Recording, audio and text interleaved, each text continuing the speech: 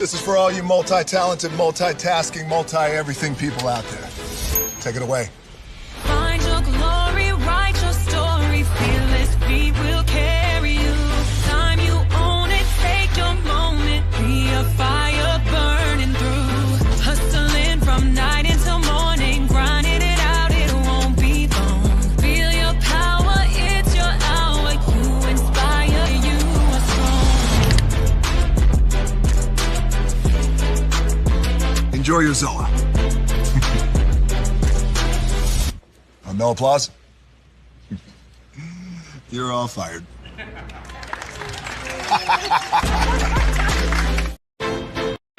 Hey, good morning, America.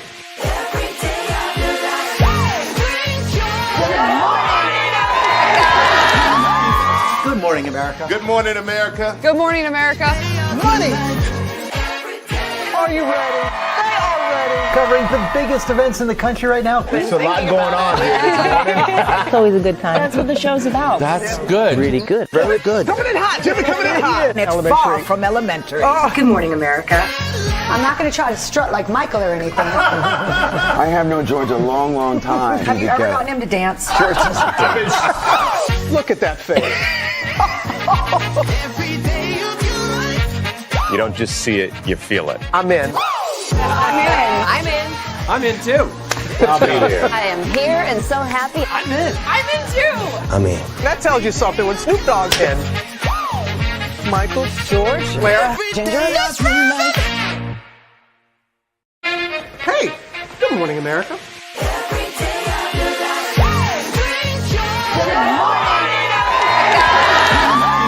Good morning, America. Good morning, America. Good morning, America. Money! Are you ready? They are ready. Covering the biggest events in the country right now. There's a lot going on here this morning. It's always a good time. That's what the show's about. That's good. Really good. Very good. Coming in hot, Jimmy, coming in hot. It's far from elementary. Good morning, America. I'm not going to try to strut like Michael or anything. I have known George a long, long time. Have you ever gotten him to dance? Look at that face. You don't just see it, you feel it. I'm in. I'm in. I'm in too. I'll be there. I am here and so happy. I'm in. I'm in too. I'm in. That tells you something when Snoop Dogg's in. Michael, George, Lara, Ginger. Prepare for a journey beyond imagination, beyond belief, beyond anything you've experienced before. Universal Epic Universe, a new theme park where you'll step through extraordinary portals to 5 immersive worlds. Prepare for a cosmic voyage of discovery, an isle of fire-breathing excitement, a shadowy world of monsters and mystery, new wonders in the wizarding world, and a new way to play. Plus the splendor of a magnificent resort hotel overlooking the park. It's all new excitement at Universal Orlando Resort. A week's worth of vacation thrills with 4 amazing theme parks, a variety of spectacular themed hotels, and incredible dining and entertainment. It's all at Universal Orlando Resort, where you'll find new adventures every day. Explore the astonishing worlds of Universal Epic Universe at Universal Orlando Resort.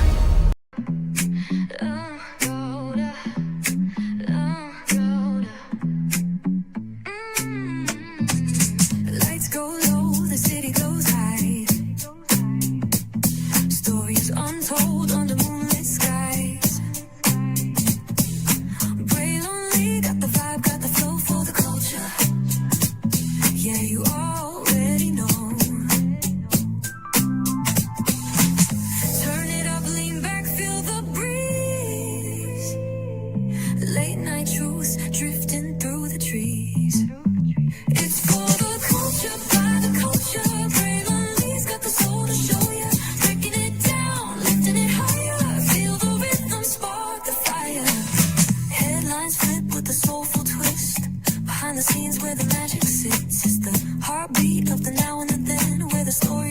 it never ends. Tune and lean and feel the groove.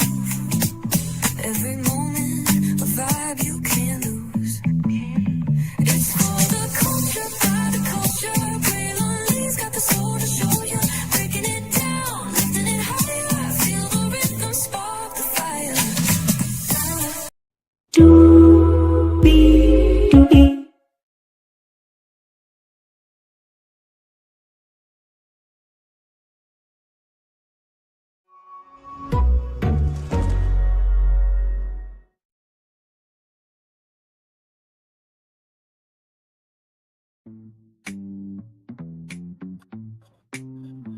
You know, in the words of Dr. Martin Luther King Jr. from a Boondocks episode, is this what the fuck I fought for? That's the first thing that came to my mind. Good morning, good morning, good morning to each and every single one of you. Or shall I say hello, hello, hello, hello, hello, hello, hello, hello to you, and you, y'all. We're going to talk about. I saw the news over the weekend, and I need to breathe with it because it's just like, so you mean to tell me Renee Nicole Good was not enough of a warning for America and Americans that the world has gone to hell in a handbasket? But now we have another person, another United States citizen, right? My Lord, Alex Jeffrey Pretti, 37 years old, has been unalived by ICE. Now, of course, what's about to happen is a lot of thoughts and prayers. However, the people are in the cold, marching and standing up and being about the business. And I believe that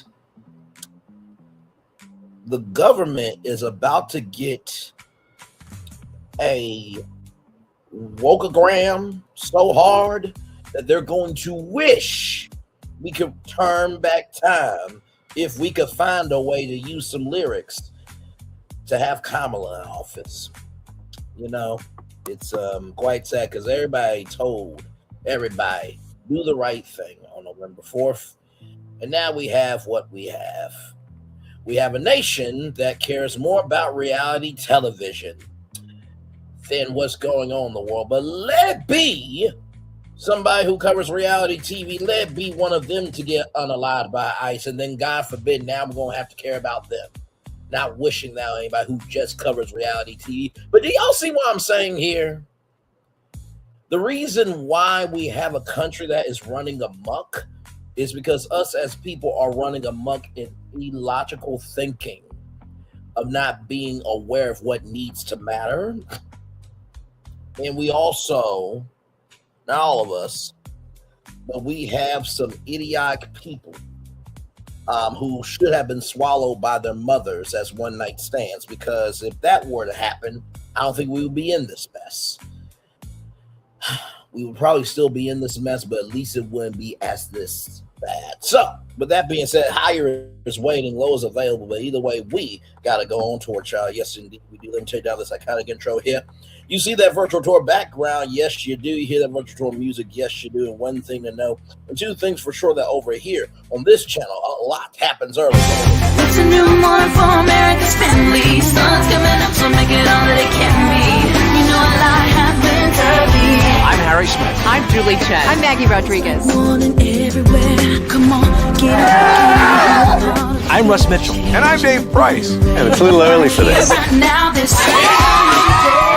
it's a new morning for America's family. Sun's coming up, so make it all that it can be. You know a lot happens early. Every day's good when you start it out right. But whenever you start the daylight, a lot happens early. Can you feel it? And I said, Good morning, everybody. Are you girls ready for the Jonas Brothers? We have an early show exclusive. Yes. A lot happens early. Dirty. Early. A lot. A lot. A lot happens Early. The Early Show, weekday mornings on CBS. It's a new morning. You know, Julie, it is a new morning, but yet it is the same old morning, if I do say so myself. And to Russ Mitchell, Dave Price, Harry Smith, and Maggie Rodriguez, you're absolutely right. On this channel right here, a lot happens early. Good morning to everybody. Oh, man. So this is where we are on the 26th day of January of 2026. This is where we are as a people, as a society, as a culture, that apparently it's cool for the government to delete U.S. citizens. That's where we are. That's where we are. We cool with that as a people? Because in the words of Jasmine Crockett Lee, Jasmine Lee, Miss Lee, if you're nasty, okay, she said that ICE are just slave patrol. Do you know your history about the police and how they were slave patrol for slaves? Come on now. This is a damn shame. And like I said, not everybody on YouTube has to cover the dark stuff. But God forbid if the dark stuff happens to you, then you gonna want people to give a fuck about the dark stuff happening to you. I'm just keeping it a buck. I am. I do believe two things can be true. We can care about reality TV, but we should also care about what's happening in the world. My Lord Jesus. They already saying Gen Z ain't got no damn sense with TikTok and everything else. But my Lord, it's like some of the elders, I don't know where y'all are at. I remember the 90s, everybody's kid was somebody's kid. Now it's just like, oh, screw it. I mean, maybe it's just me who grew up in that era of a village caring about people, but I don't know where we are. Because some of y'all elders are weak, lost, and you have been mentally dilapidated in your behavior. If we can have elder cards taken away, some of y'all need y'all elder cards taken away. Permanently. Permanently. Because God forbid if one of your grandkids gets deleted by ICE. Right? Not wishing that on your grandkids, by the way. Not wishing that at all. Not wishing that. God forbid if one of your children gets deleted by ICE. Not wishing that at all. God forbid your husband, your wife gets deleted by ICE. Not wishing that at all. God forbid one of your family members, one of your friends, one of your co-workers, or anybody who you give a fuck about gets deleted by ICE. Not wishing that at all. But my Lord, it is so interesting to see who is standing up and who's sitting the fuck down. My Lord. We'll make a live about Clarissa Shields before the world.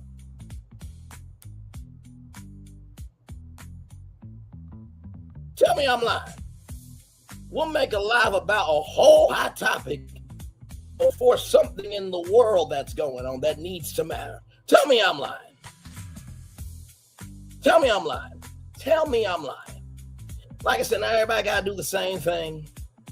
But good damn, I'm going to need some people to stump the yard. And thank God some of y'all weren't the civil rights movement, because we will still be in the field picking cotton. Good damn. I just had to get all that out, child, because I'm just like, what the hell? Is anybody enjoying 2026 so far? Because this ain't the move. This ain't the groove. This ain't the pattern that's supposed to be happening in 2026. Or any year for that matter. Now, I know everybody said Joe Biden was senile, but guess what? The president is going to be 81 years old at the White House watching a UFC fight. Believe me, I would rather have senile Joe Biden and wake up every day to know that I'm okay rather than this hellhole. But y'all keep making thumbnails about hot topics. But hopefully you won't become hot by ICE or any other entity and you become a topic. Okay? Moving the fuck on. Let's get to it, y'all. Make it do what it do, because it's time to go on tour. I had to get all that out, y'all. I'm just like, I know we're not doing this shit today. So, y'all, here we go. The man deleted by U.S. Border Patrol officer in Minneapolis was an ICU nurse, family says. In Minneapolis, family members say the man deleted by U.S. Border Patrol officer in Minneapolis on Saturday was an intensive care nurse at a VA hospital who cared deeply about people and was upset by President 47's immigration crackdown in his city. So, I will not play the video at all. That family and those friends deserve peace. And, you know, it's difficult to do tours like this. It is. In the same token, I don't believe it's fair to just talk about Milagro scams, shout out to Conscious TV, and not talk about things like this. So here we go. Let's get into it. Alex Jeffrey Pretti, 37, was an avid outdoorsman who enjoyed getting in adventures with Julie, his beloved Chihuahua leopard dog, who also recently died. He worked for the U.S. Department of Veteran Affairs and had participated in protests of the January 7th killing of Renee Goodbye, immigration customs officer. He cared about people deeply. He was very upset with what was happening in Minneapolis and throughout the United States with ICE. Millions of other people are upset, said Michael Pretti, Alex's father. He thought it was terrible, kidnapping children, grabbing people off the street. He cared about those people he knew was wrong, so he did participate in protests, which is his American right to do. I am so sick and damn tired of ICE and these immigration and custom officers being upset with people protesting. So it's cool for you to delete people, but it ain't cool for us to give a fuck about people. So it's cool for y'all to delete people, but it ain't cool for us to give a fuck about people. So it's cool for y'all to delete people, but it ain't cool for us to give a fuck about people. Once again, shout out to everybody making lives about Calista Shields and other hot topics. Shout out to y'all, because that's so helping people stay alive. Shout out to y'all. Y'all are really doing God's work. Don't make no... What? And it's just like a white woman has been deleted by ICE. A white man has been deleted by ICE. We're going to have a white child be deleted by ICE now? I'm not wishing that at all. But my Lord Jesus. I mean, who was the dumb fuck of a Republican senator that got palled at a softball game? But y'all didn't do no reform for that shit, did you? No. It happened to one of your own, but you didn't give a fuck. No. When kids marched for their lives, y'all didn't give a fuck. Need I remind you of something? Give me a moment.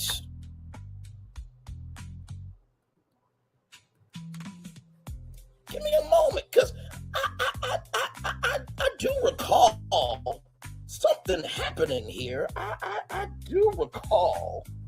Now, please forgive me if I bring this up, but since nobody really wants to say the quiet part out loud, does anybody not remember this? So we really gonna go down this path, huh? We really gonna go down this path? Nope, nobody remembers that. I'ma need y'all to either give a fuck about something or shut the fuck up about everything else. Because I don't want to hear it. Father God, we ask you to protect us from the evil 47's administration, send it back to the pits of hell in Jesus' name. Amen. Like, y'all gotta at least admit that the country has never been this damn crazy. You gotta admit. Just keep it up, Buck. Like, I don't know. Oh, okay. Well, we got idiots.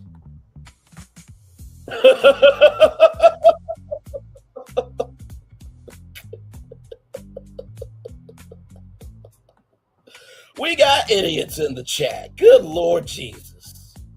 Good Lord Jesus. But God forbid if you get deleted by ICE, you ain't gonna want everybody to give a care about it. Child, I don't get it. I don't get it. I don't get it. I don't get it. Oh my Lord Jesus. Let's roll on, child, because I just can't. I can't. I just can't. Pretti was a U.S. citizen born in Illinois. Like the court records show, he had no criminal record, and his history said he never had any interactions with law enforcement beyond a handful of traffic tickets. And by the way, those are all people protesting.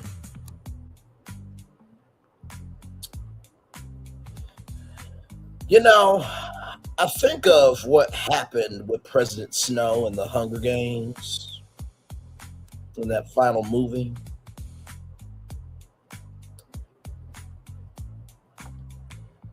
Hashtag, may the odds ever be in your favor.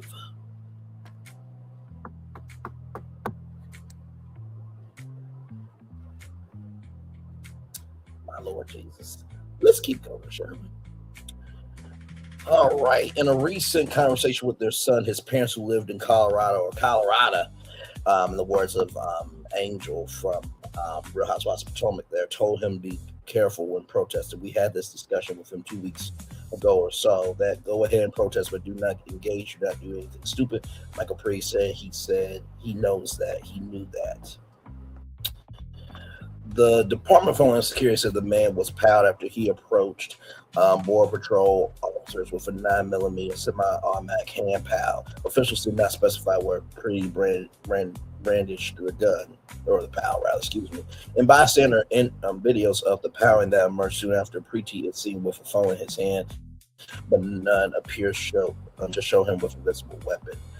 Family members said Pretti owned a hand pal and had a permit to carry a concealed hand pal in Minnesota. They said they had never known him to carry it. As Pretti's family struggles for information about what happened, the family first learned of the powering when they were called by Associated Press reporter. They watched the video, said the man appeared to be their son. Then they tried to reach out. To officials in Minnesota. I can't get information from anybody. Michael Pretti said Saturday. The police they said called Border Patrol. Border Patrol's closed. Hospitals won't answer any questions. Eventually, the parents called the Hennepin County Medical Examiner, who said they confirmed they had a body matching the name and the description of their son. As of Saturday evening, the family said they had still not heard yet from anyone at federal law enforcement agency about their son's death. After seeing videos of top 47 administration officials suggesting their son was a domestic terrorist. Are you serious?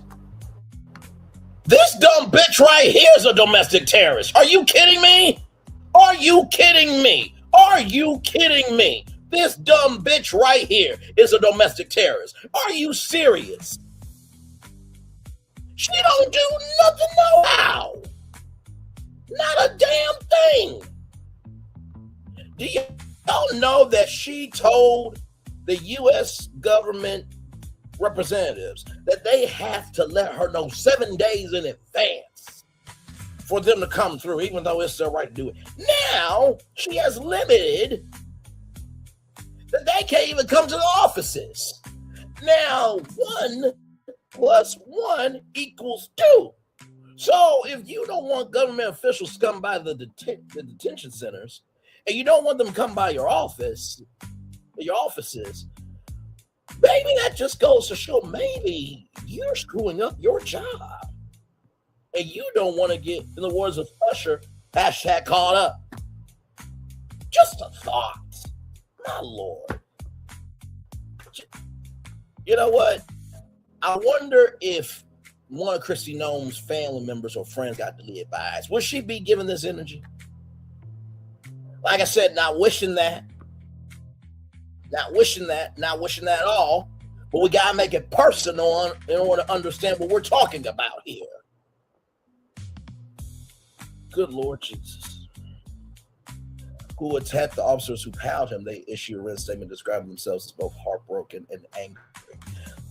The sickening lies told about our son by the administration are reprehensible and disgusting. The family statement said they added that they'll show Alex Pretti was not holding a POW when he was attacked by federal agents, but his phone in one hand and using the other to shield a woman who had been pepper sprayed.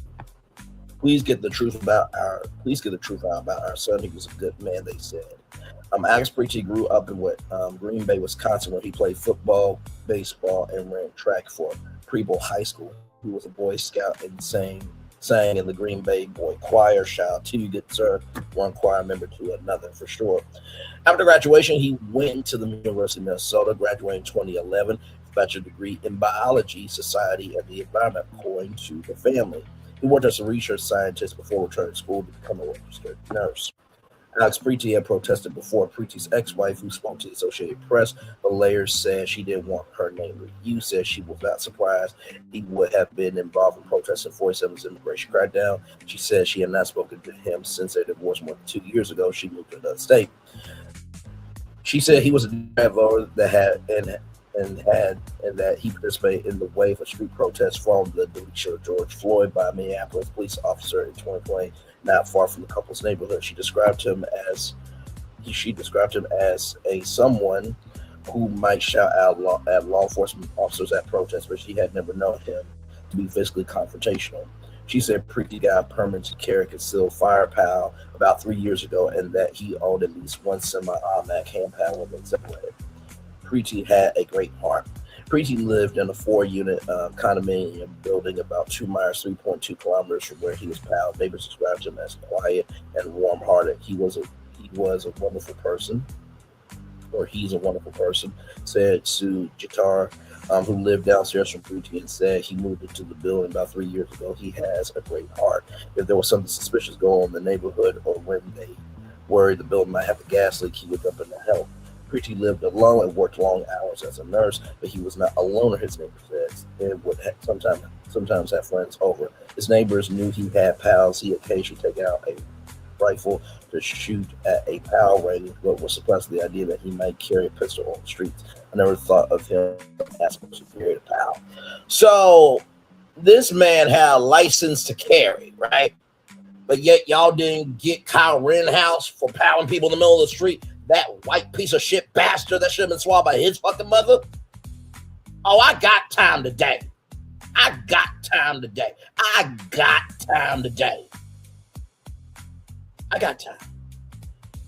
Because, see, it is sad that at 31 years old, that I have more of brain cells that can form a brain to give a fuck about other things than being in my 50s and whatever the hell, making it do what it do here, there, and everywhere. Okay? Child. Do what you want to do, but also to make sure that you know that ICE can make anybody an example. Somebody could come back from a whole vacation and get targeted by ICE. We've seen it. Okay. How many cops did Rittenhouse fight while armed? That I don't know. But knowing the situation, he really didn't get criminalized. He didn't get on trial. So, but anyway, I'm just keeping it up, bud. If I ain't talking about you, I ain't talking about you. And there are plenty of people who go on vacation, okay, and they have come back and they've been detained by ICE, okay? They've been detained by TSA. So, do y'all not remember when the president said we're going to shut down Muslims entering the United States until we figure out what the hell is going on? And how now, child, the travel industry is being affected. There are people who don't even want to travel out the country because of what's going on. But yeah, Clarissa Shields is what's hot. Okay, child. All right, moving on. So Pretti was also passionate about the outdoors, a comprehensive bicycle racer who lavished care on his new Audi. Pretti had also been deeply attached to his dog, who died about a year ago. His parents said their last conversation with their son was a couple of days before his death. They talked about repairs he had done to the garage door of his home. The worker was a Latino man. They said that with all that was happening in Minneapolis, he gave the man $100 tip. Pretti's mother cared. Pretti's mother said her son cared immensely about the direction the country was headed, especially the 47 administration's rollback on environmental regulation. He hated that, people were just trashing the land. Susan Pretti said he was an outdoorsman. He took his dog wherever he went. He loved his country, but he hated what the people were doing to it. Michael Besker, thank you so much for reporting from Washington and listening from New York. So that is the lay of the land here, ladies and gentlemen. Like I said, everybody can do what they want to do, but in the same token, it's like we gotta have something going on. So here we go. This is from NBC News here. Here we go. Witness videos of Pretti deletion appear to counter 47 administration's narrative. Eyewitness videos show at least one federal agent powering and deleting Alex Pretti, 37, in Minneapolis, appearing to counter the 47 administration's description of events presenting two starkly different narratives. Shortly after the powering, federal officials said agents had acted in self-defense during a violent altercation Saturday morning. Pretti approached U.S. Border Patrol officers with a 9mm semi-automatic hand pal. Homeland Security Secretary Kristi Noem said officers had attempted to disarm him and he violently resisted. President 47 shared a picture with what he said was the PAL man's PAL, loaded with 2 additional full magazines and ready to go. So you mean to tell me somebody who is senile, who has a health condition where blood can't flow to his heart and his leg can be amputated, and a president that might have dementia could tell what was going on in a scene that he wasn't at? I'm just going to say this. I think the president has been doing a little too much of eating of one thing. A lot of towns don't want to talk about it because they're so embarrassed by it.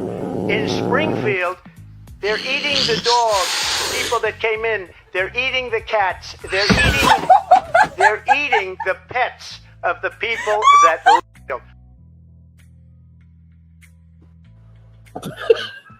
Y'all, listen. He actually said that on national television, okay? I'm not pulling anything out of my behind, all right? We cover facts over here, okay? More than others, all right? Listen. My Lord, and ready to go. White House Deputy Chief of Staff Stephen Miller said Pretti tried to delete federal law enforcement.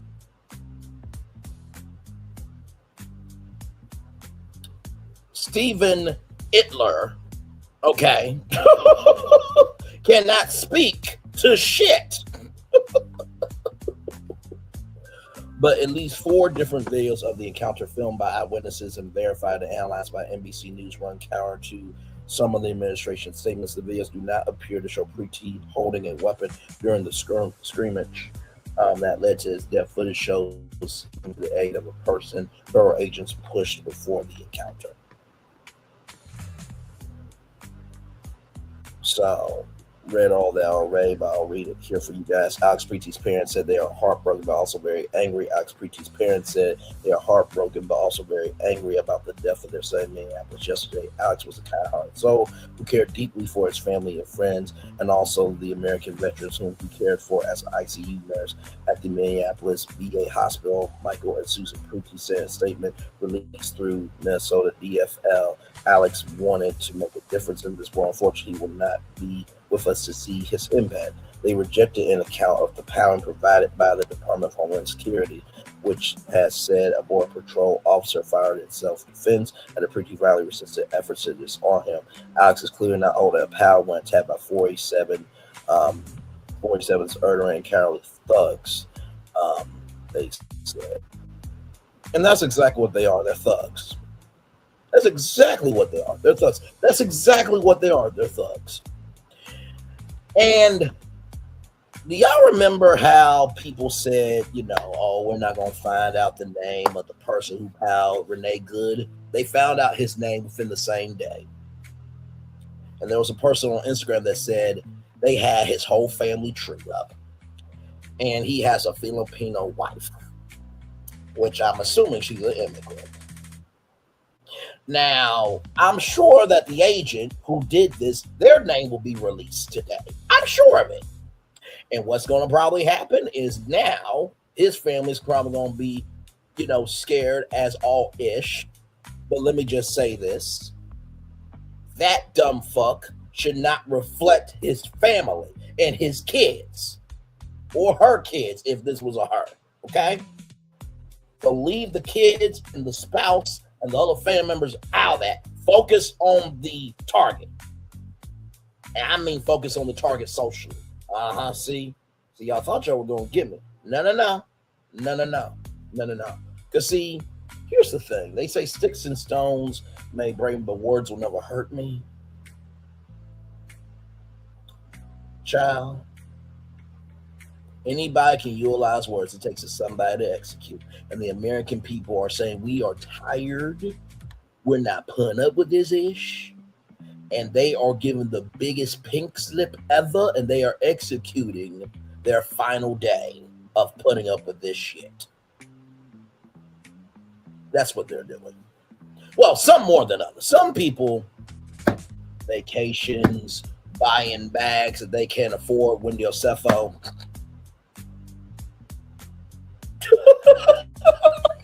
And Eddie. Some people talking about Clarissa Shields and other hot topics, Child. Like I said, I have no hate for Clarissa Shields. I have no hate for people who do other hot topics. Do what you want to do. My Lord Jesus.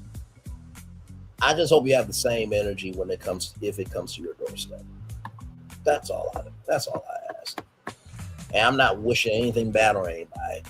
If anything, I'm doing this live like I will continue to do other lives about many other things because we should not be one-dimensional in information.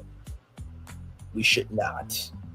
Those of you who don't know, media is the fourth branch of government. It keeps the legislative, judicial, and executive branches of government in power. Do your research. This is why I can stand on my own over here. Okay? Because, child, what do I always say? Anybody can be a creator, but it takes somebody to be an artist. Moving on. My Lord. Let's see here. Alex is clearly not holding a power read all that. He had his phone in his right hand and his empty left hand is raised above his head while trying to protect the woman. I just pushed down all of being pepper sprayed. Please get the truth out about our son. They said he was a good man. Judge orders 47 administration officials to preserve evidence from Powing. A federal judge in Minnesota early this morning blocked 47 administration from destroying or altering evidence. Oh, wow. What a shocking concept. Wow, a criminal, a alleged rapist who raped E. Jean Carroll in a New York City dressing room, even though he was not convicted on that, the allegations behind that was substantially true. And so because the president was upset about the bullshit that he did, he sued ABC News. ABC News should have won that lawsuit. And now, I can't wait till we get to CBS News. Because what the actual fuck is going on with CBS News? I didn't know. Like, nobody really watched CBS News like that anyway. But now, oh my God, it's gone to... There's not enough lighter fluid. There's not enough charcoal. There's not enough, those automatic, lighter sticks we could do. There's not enough of those to burn up what CBS is becoming. I can't do it. But you also mean to tell me somebody who used campaign funds to pay off an adult star You mean tell me somebody that incited a riot to almost delete his vice president and other government officials? You mean to tell me somebody who said on tape of after I lost the election? You mean to tell me somebody who's suing the New York Times but yet just gave him an interview? You mean to tell me that a guy who cannot serve on a New York board for 3 years and who tried to get the Central Park 5 to be deleted even though they didn't commit a crime and tried to be selective about targeting black and minorities from not getting apartments and not finishing buildings and not giving construction crews and, agencies their checks? You mean to tell me that his administration is destroying or altering evidence? Oh my God. What a shocking concept. Moving on. Related to today's fatal power in Pretti, the ruling comes after Minnesota state officials filed a lawsuit in Minnesota's U.S. District Court against officials with the Department of Homeland Security and other agencies seeking a temporary restraining order that will prohibit federal officials from destroying evidence. The lawsuit alleges evidence was taken from the scene of the powering. Judge Eric Jastro's order includes any evidence that defendants and those working on their behalf removed from the scene and/or evidence that defendants have taken into their exclusive custody. It states the suit filed by the state's attorney general, who's the Hennepin County Attorney's Office, the State Bureau of Criminal Apprehension as plaintiffs. It names among its defendants the leadership of several agencies, including DHS. Our office has jurisdiction to review this matter for potential criminal conduct by the federal agents involved, and we will do so. The Hennepin County Attorney Mary Moriarty said in a statement announcing the lawsuit. DHS did not immediately respond to requests for comments sent last night. A hearing is scheduled on the matter for Monday in Minnesota Federal Court. Oh, so wait a minute. So Christy Nome, the prostitute of deleting U.S. citizens, could get her cunt ass on a stand at a podium, wherever the hell, and defend this behavior, but they couldn't have a statement for what's going on here? Oh, my Lord Jesus. Wow, wow, wow, wow, wow, wow, wow, wow, wow, wow, wow, wow, wow. Can't do this shit.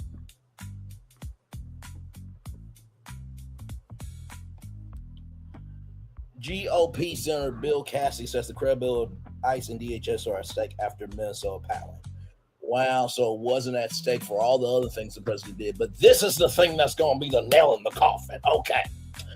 Senator Bill Cassidy, Republican from Louisiana, posted on social media yesterday that the credibility of ICE and DHS are at stake after the latest power in Minneapolis. He called for a full joint federal state investigation, and we can trust the American people with the truth.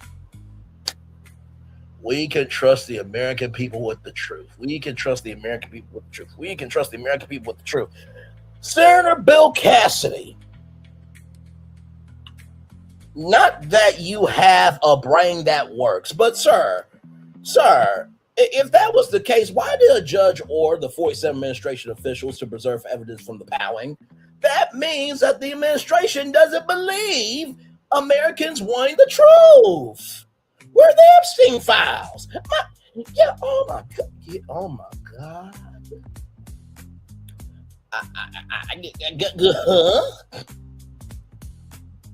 I just can't do it.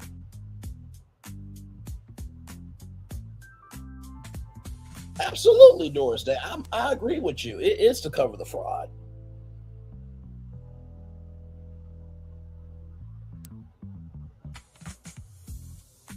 No, I agree with you. Where are the defenders? Absolutely, I agree with you. Why didn't the Biden administration leak the Epstein files? To be real with you, I think that honestly, and like I said, y'all came over to this chat to ask questions, okay? So, just gonna keep it a buck with y'all. As long as y'all respectful, I'm respectful of y'all, but y'all get out of line, I'll put you in line. Disrespectfully. Now, I'm sure that probably what ended up happening with the Biden administration is, and I'm sure that this person who asked this question probably didn't have their brain cells form after the age of 26, like many other people who say that on YouTube and other places. They probably needed to make sure that these files were real, because when you present something that's from a federal state, if it's not what it is, then that could be crimes against the administration, the people who brought forward. So here's the gag, right? That's almost like, well, why didn't this administration do this? Or why did this administration do that? Checks and balances not only hold people accountable, but they can also destroy the circumstances to be able to make things happen. Is that a good answer for you? Good damn.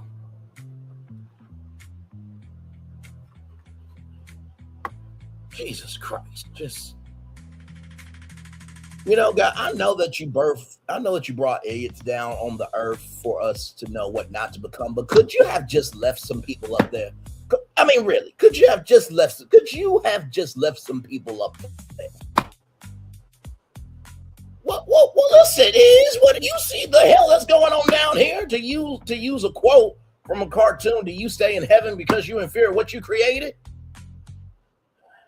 And I still love you, guy. I do. You've done a lot for me, but sometimes do you see the God DMs that come to you?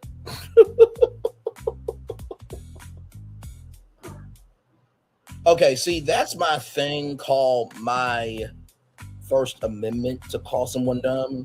And you know what else I have the right to do? This. I have the right to do that. Okay? All right? I have the right to do that. I have the right to do that. Okay? All right? Moving on. Like, what you're not going to do is come over here to tell me what I should not talk about, when honestly, some of y'all don't even give a fuck about this shit. You only give a fuck about it so you can have a voice in the conversation. Stop this shit.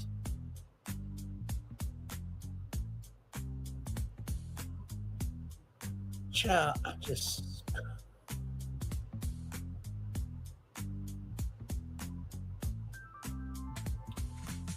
Child, I'm not doing it with y'all today. I'm just not.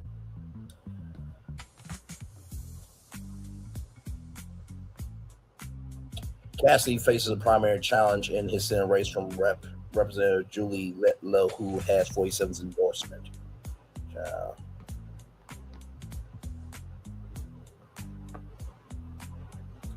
State and city officials are urging Judge Wright to stop this in Minnesota.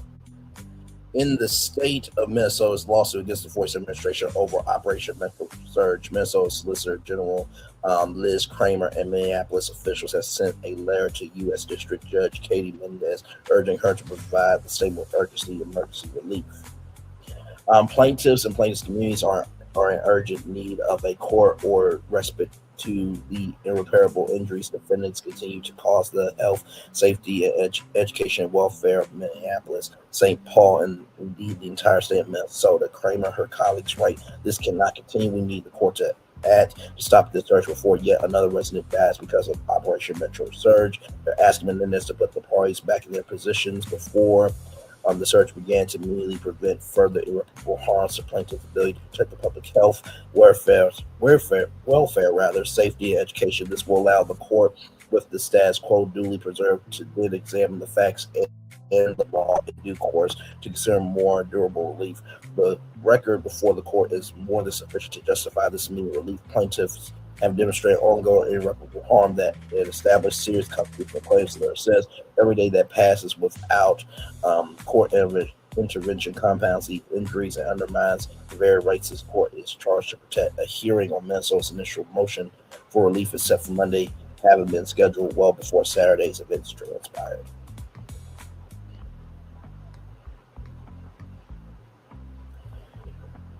They're going to delete some of us. Wearing a respirator, Savannah Cheatson, 26, says she was out protesting today because, like Pretti, she is a healthcare worker. In my industry of love and service, 90% of my coworkers and friends and family are immigrants, many of whom are nurses. She said, and today they have proven that they're willing to execute healthcare workers, immigrants, innocent citizens, and all. I have to be here, she added. I don't know how I could be at calm. Thyssen said that while a sense of despair is creeping in the city following its third pounding by federal law enforcement this month, it's important that we don't feed that doom. They're going to delete some of us, but if we don't risk our safety now and here, they will just keep deleting us, she said. We don't stand here now, despite the back-to-back murders and more they will keep taking. Savannah Thisson, very well said to you, good sister. I'm so sorry that you have to have that thinking, because nobody should have that thinking. That's one. Hello, welcome in.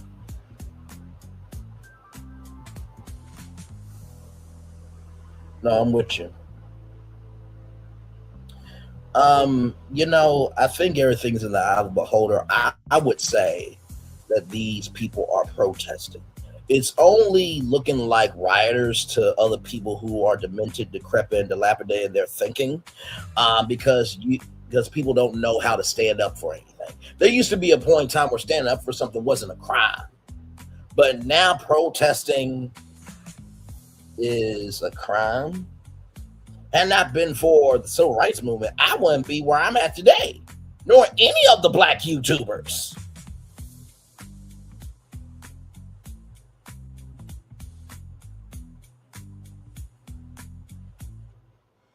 Nor any minority YouTubers or people on social media. Hell. Just keep it a buck. 47 tax fraudsters and insurrectionists as Vance blames orchestrated chaos. Okay. An overnight post on Truth Social. I still laugh at that name. It's like, are you socially posting the actual truth, or are you socially posting your truth that is acceptable and agreeable and understanding to your mind? President 47 praised former acting ICE Director John Farley, who earlier hit out upstate local leaders in an interview with Fox News. Farley has singled out Minnesota Governor Tim Walz and Minneapolis Jacob Friend for criticism, accusing them of being complete subversion effort against law enforcement, the likes of which we probably have not seen since the Civil War. 47 wrote John Farley, former ICE Director, is fantastic on Fox News, and explained the motives behind the fraudsters and insurrectionists in Minnesota. So you being a fraudster and you being an insurrectionist are projecting on the other people who are just standing up for their state. Okay. All right. Moving on. Meanwhile, in a post on Twitter, Vice President J.D. Vance said this level of engineered chaos is unique to Minneapolis. It is the direct consequence of far-left agitators working with local authorities. Wow, this is the same person who went after a black woman at the America Fest, right? This is the same person that said cat lays don't matter. This is the same one who said that he released himself into a couch. Sure. And these are the dumb fucks that everybody else elected for. Okay. All right. Your eyes don't lie. Senator Amy Klobuchar says that 47 administration officials are misleading people. Senator Amy Klobuchar, Democrat of Minnesota, has challenged federal officials' description of the events surrounding the deletion of 37-year-old ICU nurse Alex Jeffrey Preet. At least 4 different videos of the encounter filmed by eyewitnesses and verified and analyzed by NBC News show him coming to the aid of a person federal agents pushed before the encounter. He is seen with a phone in hand. Shortly after the pounding, Homeland Security Secretary Kristi Noem said agents had to self-defense after Pretti violently resisted. When I hear the officials from the 47 administration describe this video in ways that are simply not true, I just keep thinking your eyes don't lie, Klobuchar told NBC News with the press. Law enforcement is based on trust, and we have a total breakdown of trust, she added. Klobuchar called for a transparent investigation into Pretti's death and for ICE to say they are making us less safe, not more safe, Klobuchar said. And then, of course, she also said that she will vote against DHS funding. We'll get to that here in just a minute, but I want to read this here. Senator Amy Klobuchar, Democrat, said on NBC News the press says she will not vote for the Department of Homeland Security funding after the latest pounding of an American by a federal agent in Minneapolis when they are deleting 2 constituents in my state, and they are taking 2-year-olds out of the arms of their mom, and they are taking an elder homeman out of his house and putting him out there in his underwear, and then figuring out they have the wrong man. Klobuchar told me to press my Christian Walker. No, I am not voting for this funding. Rather, several other Democrats have announced that they would vote against DHS funding until restrictions on immigrant enforcement operations put in place. The bill will need a handful of Democrat votes to pass. The Senate is expected to consider the measure this week. If the appropriations bill does not pass, the government could enter a partial shutdown at the end of the month. So on January 31st, the government could be another shutdown. I don't think Obama had that many shutdowns, nor did Joe Biden. And this is not about left versus right. Like, y'all got to admit, ever since this dumb fuck got into office, do y'all admit that, wait a minute, the government has shut down more than it needs to? Sincerely. Just keeping it a buck.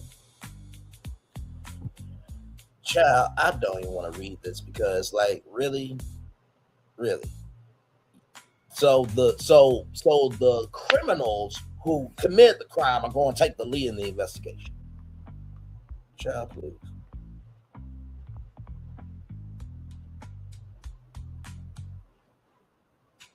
This don't make no sense. Don't say everything will be examined as a part of the probe. Every video will be analyzed. Everything will be looked at. And that's part of the answers I can't speak to, but this happened in seconds. This happened in seconds, but yet your prostitute whore of a waste of life defending the deletion of Americans went at the podium and said that he was being violent. So you can't speak to those answers, but yet you can say that somebody was violent? Okay, child.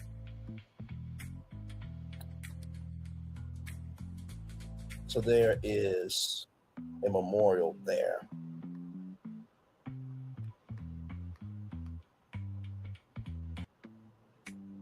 And yes, I do have that. Right here.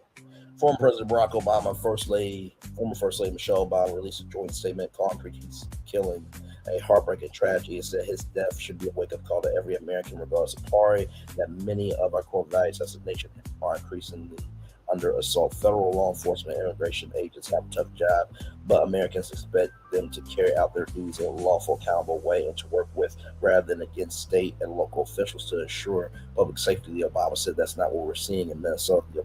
The Obamas criticized administration officials for seeming eager to escalate the situation and gives explanations that appear to directly contradicted by video evidence that has to stop. And fully agreed. And child, Abigail Jackson, I'm sorry, Miss Jackson, ooh, but I am for real. Please just know your delusions of grandeur ain't fooling nobody now. I'm sorry, Miss Jackson, ooh, but I am for real. They are not trying to exploit this moment to sow more division. God forbid, Abigail Jackson, if your grandchild or if your children or if anybody you care about was deleted by ICE, I don't think you would have the same energy. Child. But there it is. Those are some of the many updates there. From NPR here, everybody, from NPR. National Public Radio videos and eyewitnesses refute federal account of Minneapolis power. So, right here is this the second fatal powering in Minneapolis by immigration agents this month. Once again, 47 administration officials immediately defended the action as self-defense while blaming the victim in this case, claiming he was a domestic terrorist intending to massacre officers. Multiple bystander videos and witness testimony contradict that. Pretti can be seen holding only a phone in his hand before at least 6 officers tackled him, pulling him face down on the ground, empowering him in the back, firing what sounds like 10 pounds. One eyewitness said in a court document, the Pretti was not even facing agents when they grabbed him. It didn't look like he was trying to resist, just trying to help a woman up. They wrote. So even people on the ground are feeling away. So, with that being said, Minneapolis Mayor Jacob Frey tears into DHS and ICE after a woman is fatally pounded by agents.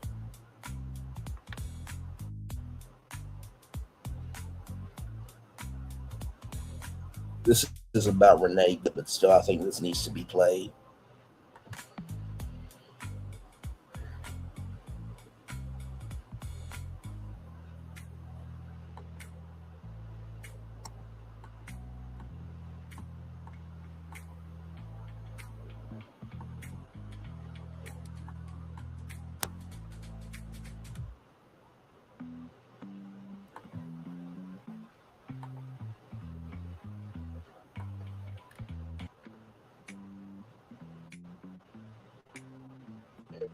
Sorry, y'all.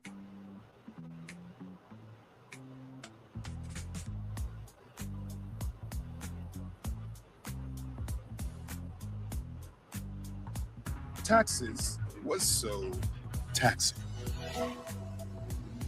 Now taxes is so free. Zero tax, free addition only. Roughly 37% of filers qualify. Simple form 1040 returns only. Now this is taxes, file for free and get the most money back.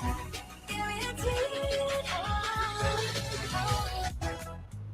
Mayor, I appreciate you talking to us. You heard the comments from President Trump, from Secretary Noem. They say the ICE officer acted in self-defense. There's obviously a huge disagreement about what the videos show. Have you completely made up your mind, or do you still have questions? I'm not going to preempt the investigation that will be taking place, I'm told, by the Bureau of Criminal Apprehension at the state. But I got two eyes. I saw the same videos that you saw. And the notion that this is domestic terrorism on the form of the victim, yeah, is positively ridiculous. I mean, the way that ICE is behaving is reckless, not just in this incident, but numerous others. And here's the thing.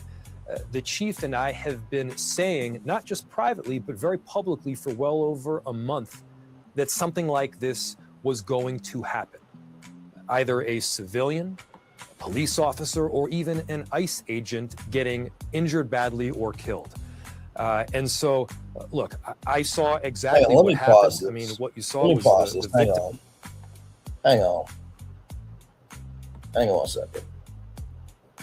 Hang on a second, because I know we're not doing this. I know we're not doing this.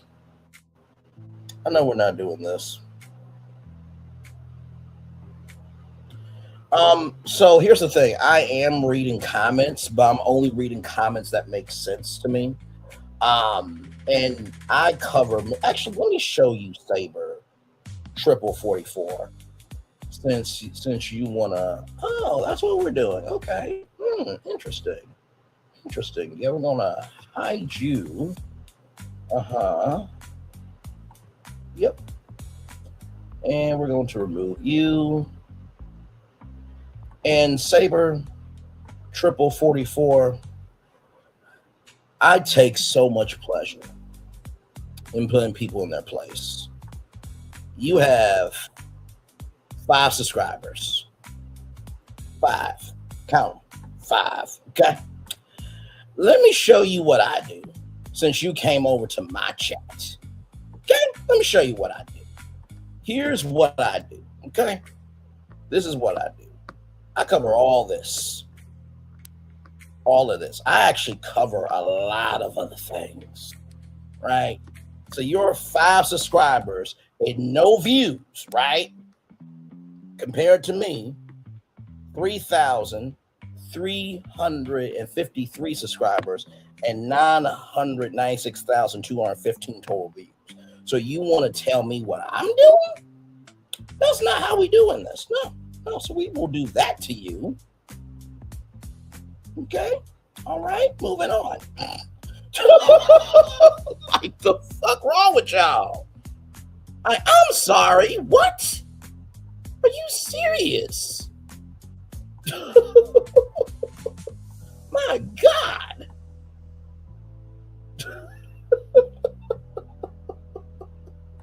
I mean, just stupid.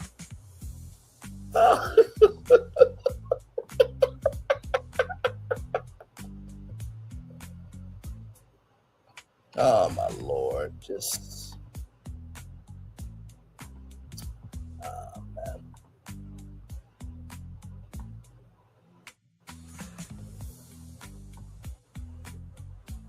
Well, let's all hope that Saber triple 44 doesn't get deleted by ICE, because I'm sure they would not have the same energy if they got deleted by ICE. Okay, all right, moving on.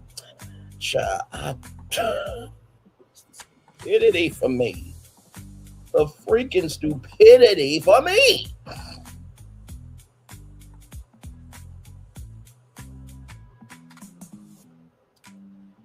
Oh my God.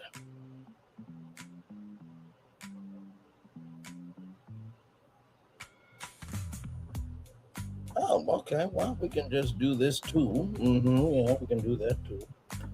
And we can just remove that. Just move that down. Oh my Lord, Jesus! Y'all really thought y'all could get y'all thought y'all could really have a life today. My Lord.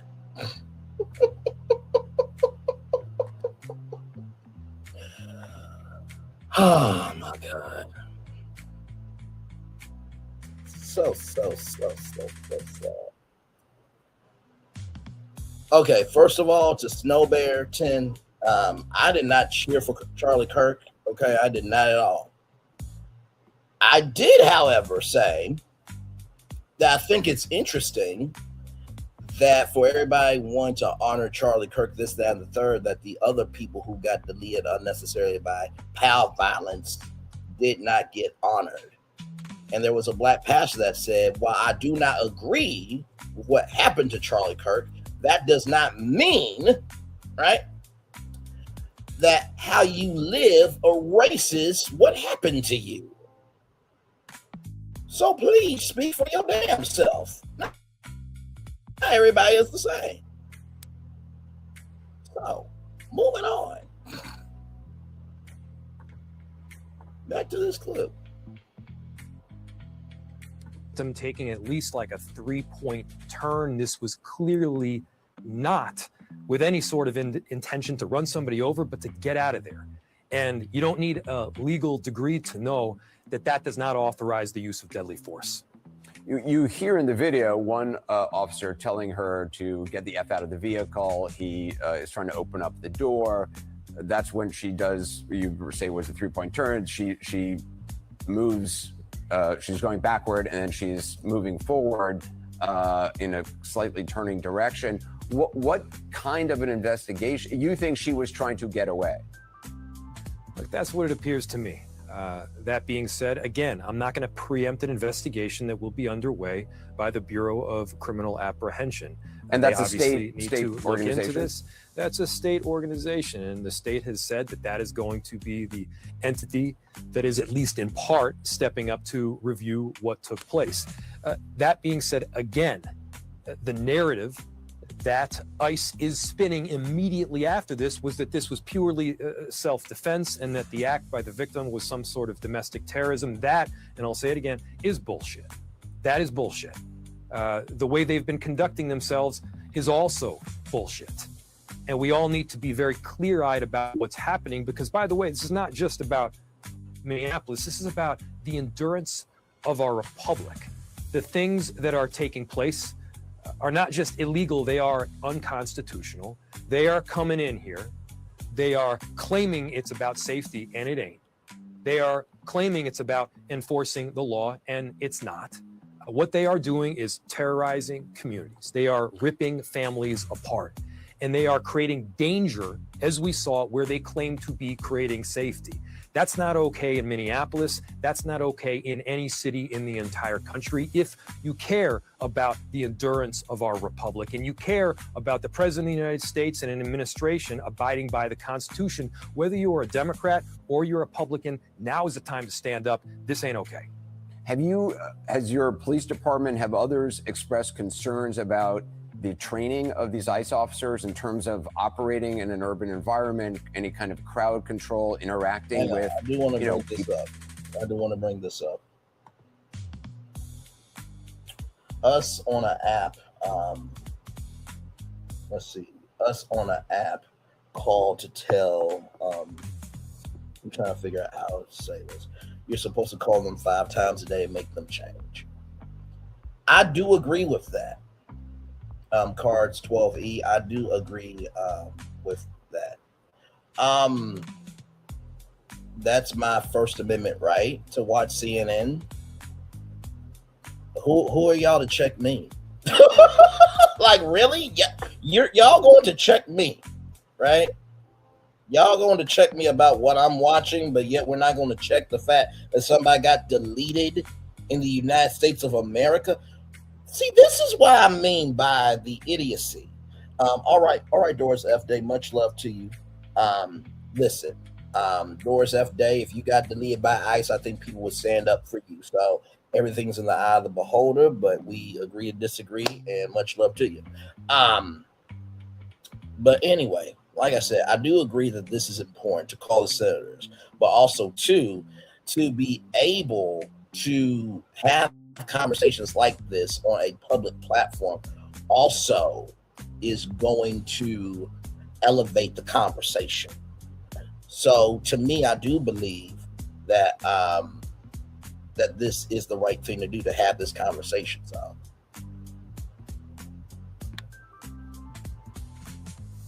okay, so we're just gonna do this because I ain't got time for it. Nope, ain't got time for it. Oh my Lord. I mean, listen, y'all. If you want to be stupid, right, there are plenty of other chats to go be stupid in. But coming over to tell me what I should and should not be doing, asking me if I'm watching CNN, and this, that, and the third, it's like, if you don't like it, go watch something else. Sincerely, there are plenty of other content creators to go watch. I mean, my Lord Jesus. The fact that a subscriber is more upset about somebody pulling up a clip from CNN than somebody getting deleted in the United States of America, that goes to show you how far demented, decrepit, and dilapidated we are as a society. That a network and what somebody watches is more important, right? It's more important than a crime that was committed and somebody getting deleted. I mean, God forbid if MLC gets deleted by ICE and CNN runs their story. I mean, you're going to be upset that CNN is talking about you and trying to defend you and this, that, and the third. What, you want to be promoted by Fox News? I mean, you're more upset about a network covering a story that matters than somebody getting deleted in America. Like, really? Really? Shut. Let's roll on. I can't. But I do agree with your E-cards 12E. We should get on the phone, but also too, we gotta have the circumstances for things to change too. So I do agree. It takes us talking about it and also too, people calling as well. So I'm not disagreeing with you there. I'm just adding to your point. Okay, let's roll on with this clip from CNN. People who are videotaping them, is this what they are trained? Which I assume your police officers have training in that. I don't think the ICE agents know what the ICE agents are doing. Our police officers are deeply trained. Look, over the last 5 years, our police department has dramatically improved. We are the change that we all want to see. We are making those changes literally as we speak. And by the way, crime is down. In virtually every category, in virtually every neighborhood, crime is down. Now juxtapose that against what we're seeing from some of these federal agents. They are not trained in. They are not abiding by constitutional law. They certainly are not de-escalating tense situations because, I don't know, if what we saw by these federal agents in this most recent instance is de-escalation, I guess I don't even understand the definition of the word. Secretary Noem criticized you directly in a news conference a short time ago. I just want to play that and let you respond. Because Governor Walz and Mayor Frey refuse to protect Minnesotans and instead they protect these criminals, that's why we are here. And we didn't just show up yesterday, we've always been here. By not working with us, Governor Walz and Mayor Frey are putting those criminals and prioritizing them over our children and our grandchildren. The Secretary is adamant ICE is staying. You're calling for ICE. Now, Kristi Noem does not give a damn about Minnesota's children and grandchildren. She doesn't even give a fuck about her own family if she has one. You know, sometimes some women should not be mothers and some men should not be fathers. And I said it. Moving on. Is to leave, what happens now? And what do you say to her accusation? First off, when I hear that, that sounds to me like someone that does not believe a word that she is saying. Yep. We have worked with federal agencies, by the way, substantially around investigating violent crime, preventing a narcotics trade, getting guns off the street. We've worked with the U.S. Attorney's Office substantially. We've driven down crime on the north side, for instance. Crime is, and specifically shootings, are at an historic low. So, look, we're pro-law enforcement. We're anti-violating the Constitution. We're anti-crime, but we're pro-getting ICE out of here because I gotta say, they are causing so many problems in our city. You know, the stated reason, again, is safety. But what we are seeing is that they are tearing families apart.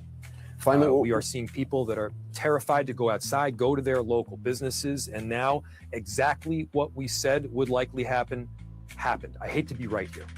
Well, finally, what is your message not only to ICE, but also to residents in your city? We've seen this large protest tonight. Are you concerned about what may occur tomorrow? What's your message to citizens? Yeah. My message to ICE, pure and simple, is to leave. My message to our community is that this is our moment to stand up and do the right thing. You've got this federal government that is going to show up with hate. We're going to show up with love. You got this federal administration that is going to come in to try to sow anger and chaos. We're going to show up with peace. We're going to do this right. We're going to be our best versions of self. This federal government wants to have an excuse to militarize Minneapolis and bring additional occupation to our city. We won't let them. We're going to do the right thing. We're going to be filled with hope. We're going to get justice, and we're going to make sure that we're doing right, not just by Minneapolis, but we're going to be an example for other cities throughout the country to follow. This is going to be a moment. So tomorrow, do you tell residents, don't protest, don't confront anybody, stay home, calm down? What do you say? No, protest. Specifically. Great. First Amendment, awesome. Speak out. People are angry. I get it. If you can't tell, I'm angry. But let's not take the bait. They want residents of Minneapolis, they want me to make some sort of mistake in their mind. Yep. That would authorize, at least in their mind, a deployment of a whole lot more troops. We know how devastating that would be to our community. We know how injurious that would be to safety in our city. And we all recognize, for those of us that care deeply about our immigrant community, and I do, having deployment of additional troops is not the right route at this moment or any moment here. And so what we are going to do is meet that hate with a whole lot of love. We're going to do the right thing in Minneapolis. We're going to, of course, speak out. Of course, express First Amendment rights. We're going to do that peacefully, and I have a really good feeling that we are united in fine fashion to get this done correctly. I need that brother to run for president. Okay? That unrelenting itch, Yeah, when moderate to very severe well. eczema is uncontrolled despite topical treatment, relieve itch fast with clearer skin that lasts. Nemluvio blocks the signaling from IL-31, a switch that triggers key symptoms of eczema. Do not take if allergic to Nemluvio. Serious reactions We'll can watch occur, this some clip and then severe. we have Tell more your for doctor y'all. about any This ain't medicines all you we take got. if you experience hives or plan to receive a live vaccine. The most common side effects are headache, joint pain, hives, and muscle aches. Ask about Nemluvio today. Gold has just hit its highest price ever, surging beyond $5,000 per ounce for the first time. Gold is often seen by investors as a refuge. Okay, we don't care about gold right now. Good damn. Okay, here we go.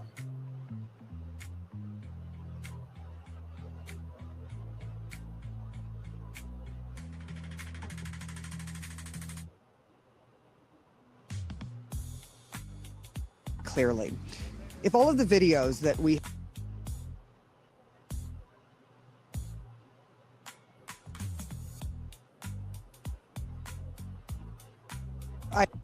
I need to speak very plainly and clearly. If all of the videos that we have seen are the only bits of evidence that are out there for investigators to look at, then DHS is lying. That is how everyone on the ground sees it, and anyone who has looked at those videos sees it.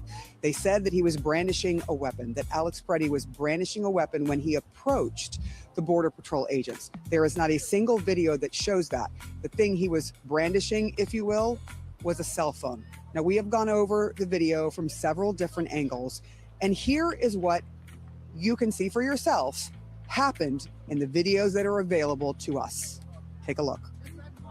Today we remember that freedom is not free.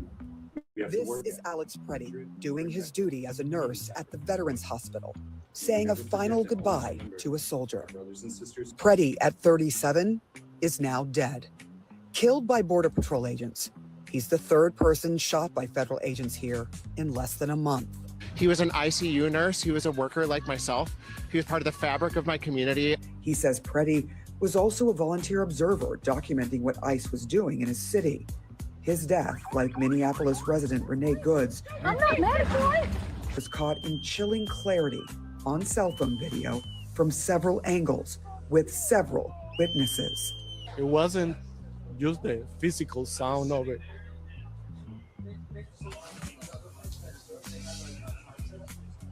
It was like trying to break our spirit, you know? A warning. What you are about to see is what Nilson Barajo saw outside the donut shop. This is the clearest angle of the shooting as it happened. That is Alex Pretti recording on his cell phone as Border Patrol agents arrive outside the donut shop. He goes into the street, waving cars through. Now, here is how the Department of Homeland Security described how Pretti approached federal agents. An individual approached U.S. Border Patrol officers. And y'all, let me go back here for a minute, because like I said, I wasn't going to show the video, but CNN showing the video, so we're going off of that. This is a cell phone case, okay? Now, I don't know. Said no one ever. Listen. So this is a cell phone case. Just because it's black does not mean it's a PAL, okay? Now, if ICE and Kristi Noem, the prostitute whore that believes in deleting Americans is okay, or that deleting Americans is okay, thinks that all black things look the same, then that's bullshit. Okay? All right? Moving on.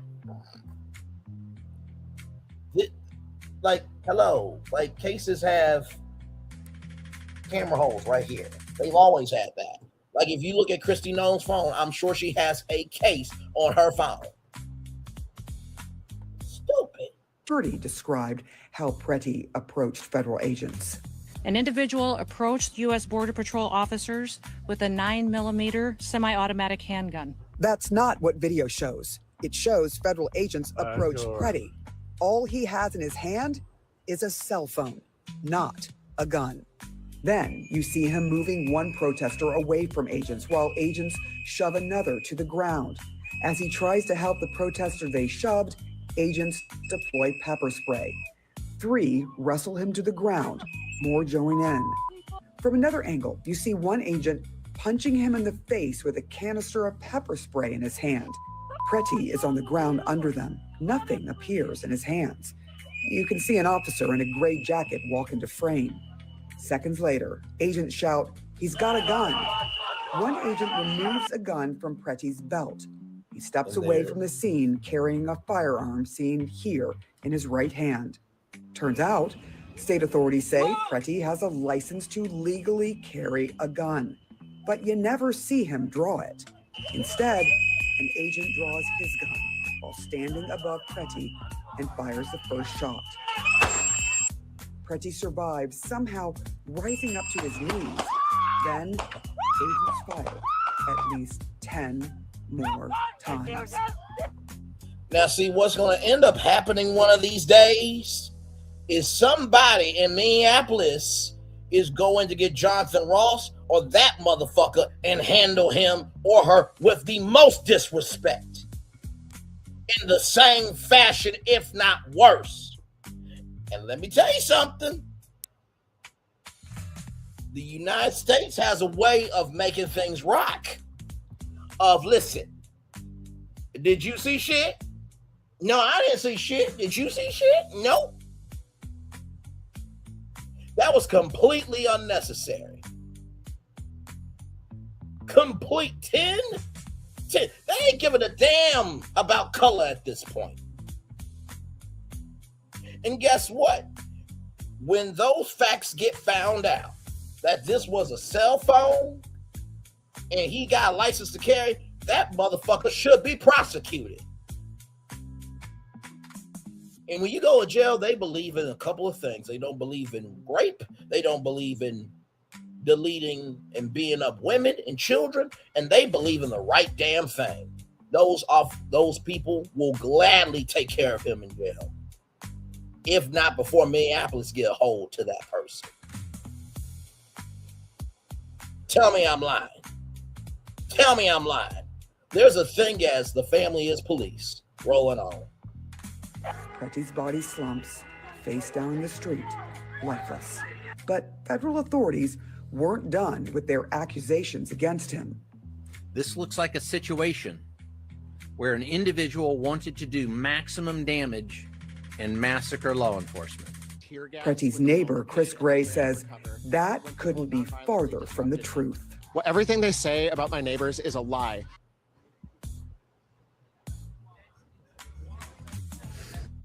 All right, so you heard there from his neighbor, Chris Gray, who says Pretti was out here not to harm anyone, but to protect his neighbors. He says he was simply out here practicing his First Amendment and his Second Amendment rights, but was killed by agents who are supposed to protect us and allow us to use those rights, whether it be in the streets or in our homes.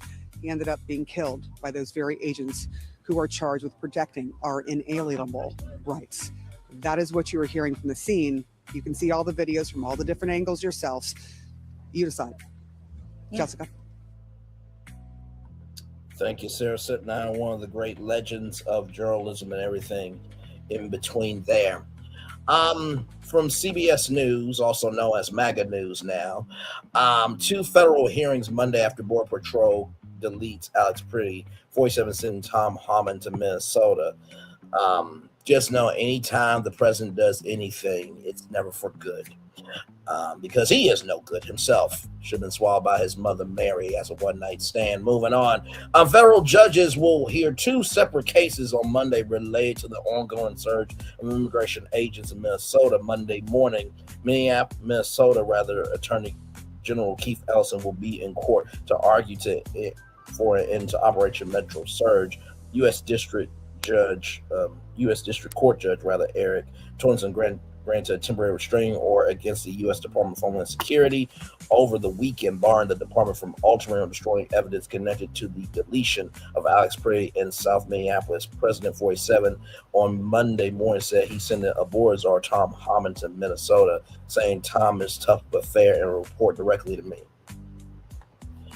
Now,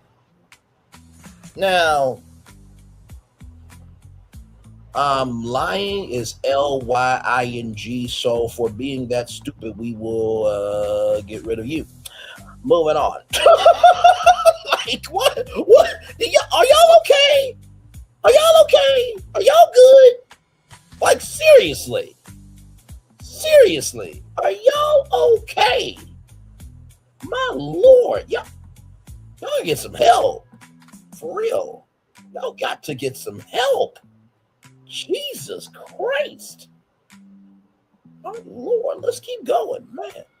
Like I said, if the president is a racist, bastard, ignoramus, sadistic, sexist, and everything in between, and you send somebody who agrees with your thinking and says, well, actually, it was a pal, and then you go on True Social, and say lies, motherfucker, he's not going to be fair. He's going to report what he wants to report to you so he can keep his job. What the fuck?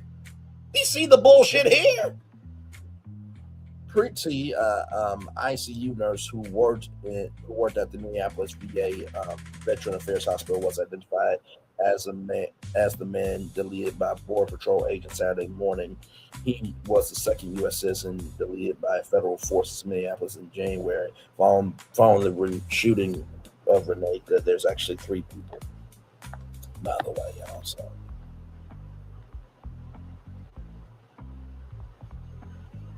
So right here, Chris Medill, who is running as Republican candidate for Minnesota governor, has ended his campaign. He says he cannot support national Republican state retribution on citizens of our state, nor can I count myself a member of a party who would do so. But you know what, Chris? Good for you. Good for you.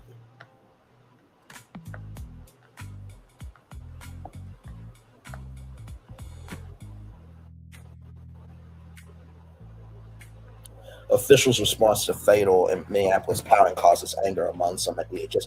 Oh, y'all angry? You big man, you pissed, don't give a fuck.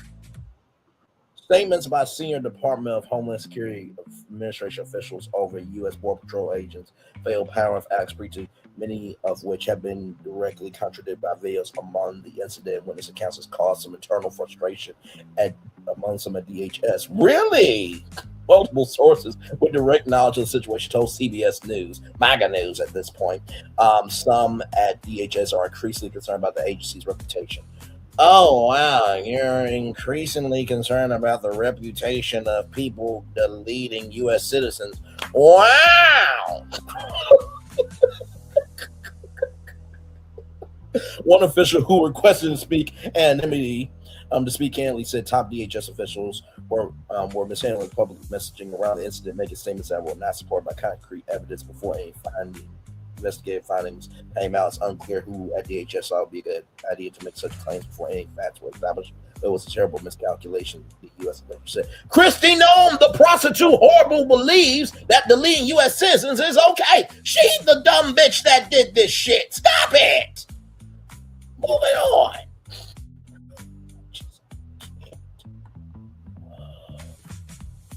So, right here, y'all, from Fox News, also known as MAGA News as well, says key senator won't fund DHS as ICE.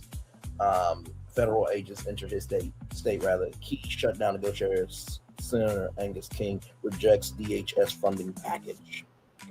One of the key negotiators who helped end the last government shutdown will support a Department of Homeland Security DHS funding bill, further adding to the likelihood of another closure. Senator Angus King, independent of Maine, told CBS Face the Nation on Sunday that he could not support the current $6 funding package because because it would include the DHS funding bill. King was a pivotal figure in the last shutdown and was one of only 8 Senate Democrat caucus members to join Republicans to end it. King, like other members of the Senate Democrat caucus, is infuriated by the death of Alex Pretti, the 37-year-old nurse who was found dead by Border Patrol agent in Minneapolis on Saturday. And by the way, Minneapolis is not even on the border. So what are we doing? Like the border is like Mexico and the U.S. Like what the hell? My Lord Jesus. Ooh, my Lord, it'll just give anybody a job nowadays, huh?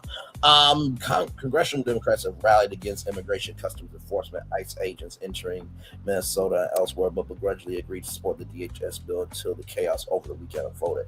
I hate shutdowns, King said. I'm one of the people who helped negotiate the solution to the end of the last shutdown, but I cannot vote for a bill including ICE funding under the circumstances.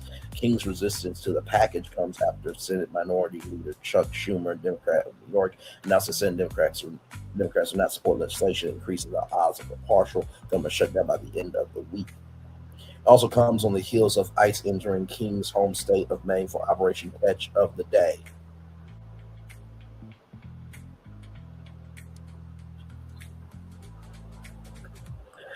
Where Democrat Governor Janet Mills is running to beat Senator Susan Collins, Republican of Maine, a pivotal Senate race that can determine the balance of power in the upper chamber. King argued that there was an easy way out of the funding snafu.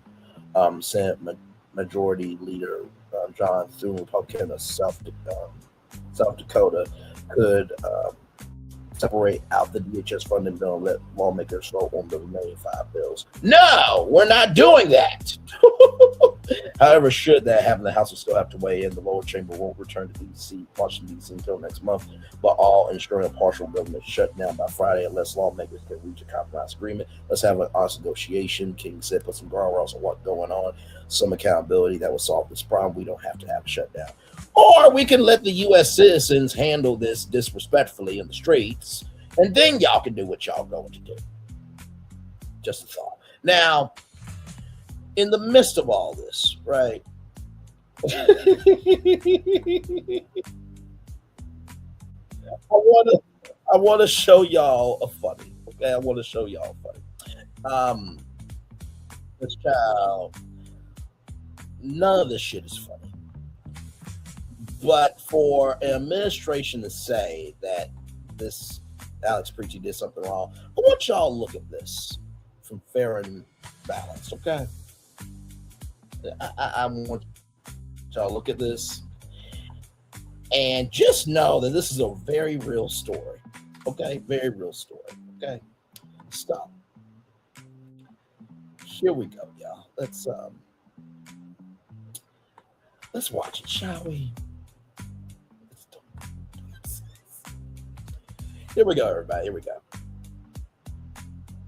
That a member of Donald Trump's cabinet, if I were to tell you that a member of Donald Trump's cabinet, right, one of the secretaries, is under an internal investigation for allegedly having a secret stash of booze in their office in Washington, D.C., for taking subordinates to a strip club on an official government trip, and of course, for treating their entire staff like garbage, you would probably automatically assume that I am talking about Pete Hegseth, right? I mean, the booze, the strip clubs, the treating people like dirt, that sounds like Pete Hegseth, right? Well, believe it or not, the investigation is not into Pete Hegseth. It is, in fact, into Labor Secretary Lori Chavez Derrimer. So, if you wonder who this person is, this is her, right? And that's her family, good-looking family, there. And look at the baby, just like I don't know what's going on here, but I'm innocent. But she looks like a Latino to me. She looks like a Latino, right? And oh my God, look at that. Married 47 cabinet member accused of sex with bodyguard. Also, I will always love you, and I will always love you.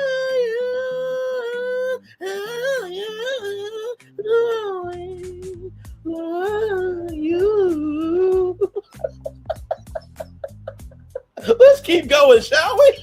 Chavez Derrimer, if that is how you pronounce it, my apologies if not, oh God, is now under an internal investigation after multiple complaints from her subordinates about all of the behavior I just mentioned and several other quite shocking allegations.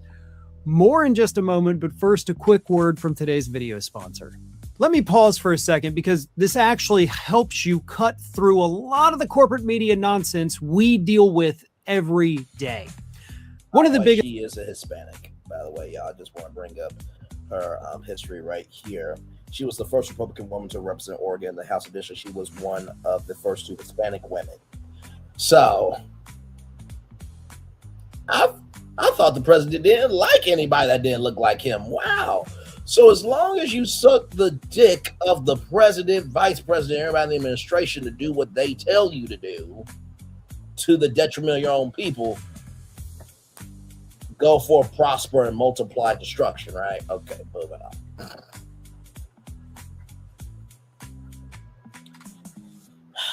Biggest problems with political media isn't just bias. It's that the same stories get framed completely differently depending on who owns the outlet and what narrative they're pushing. Ground News is a website and app that makes that really easy to see. It pulls together coverage of the same story from across the political spectrum and shows you visually who's covering it, how those outlets lean politically, how reliable they are, and who owns them. What I personally find most useful is being able to compare headlines side by side.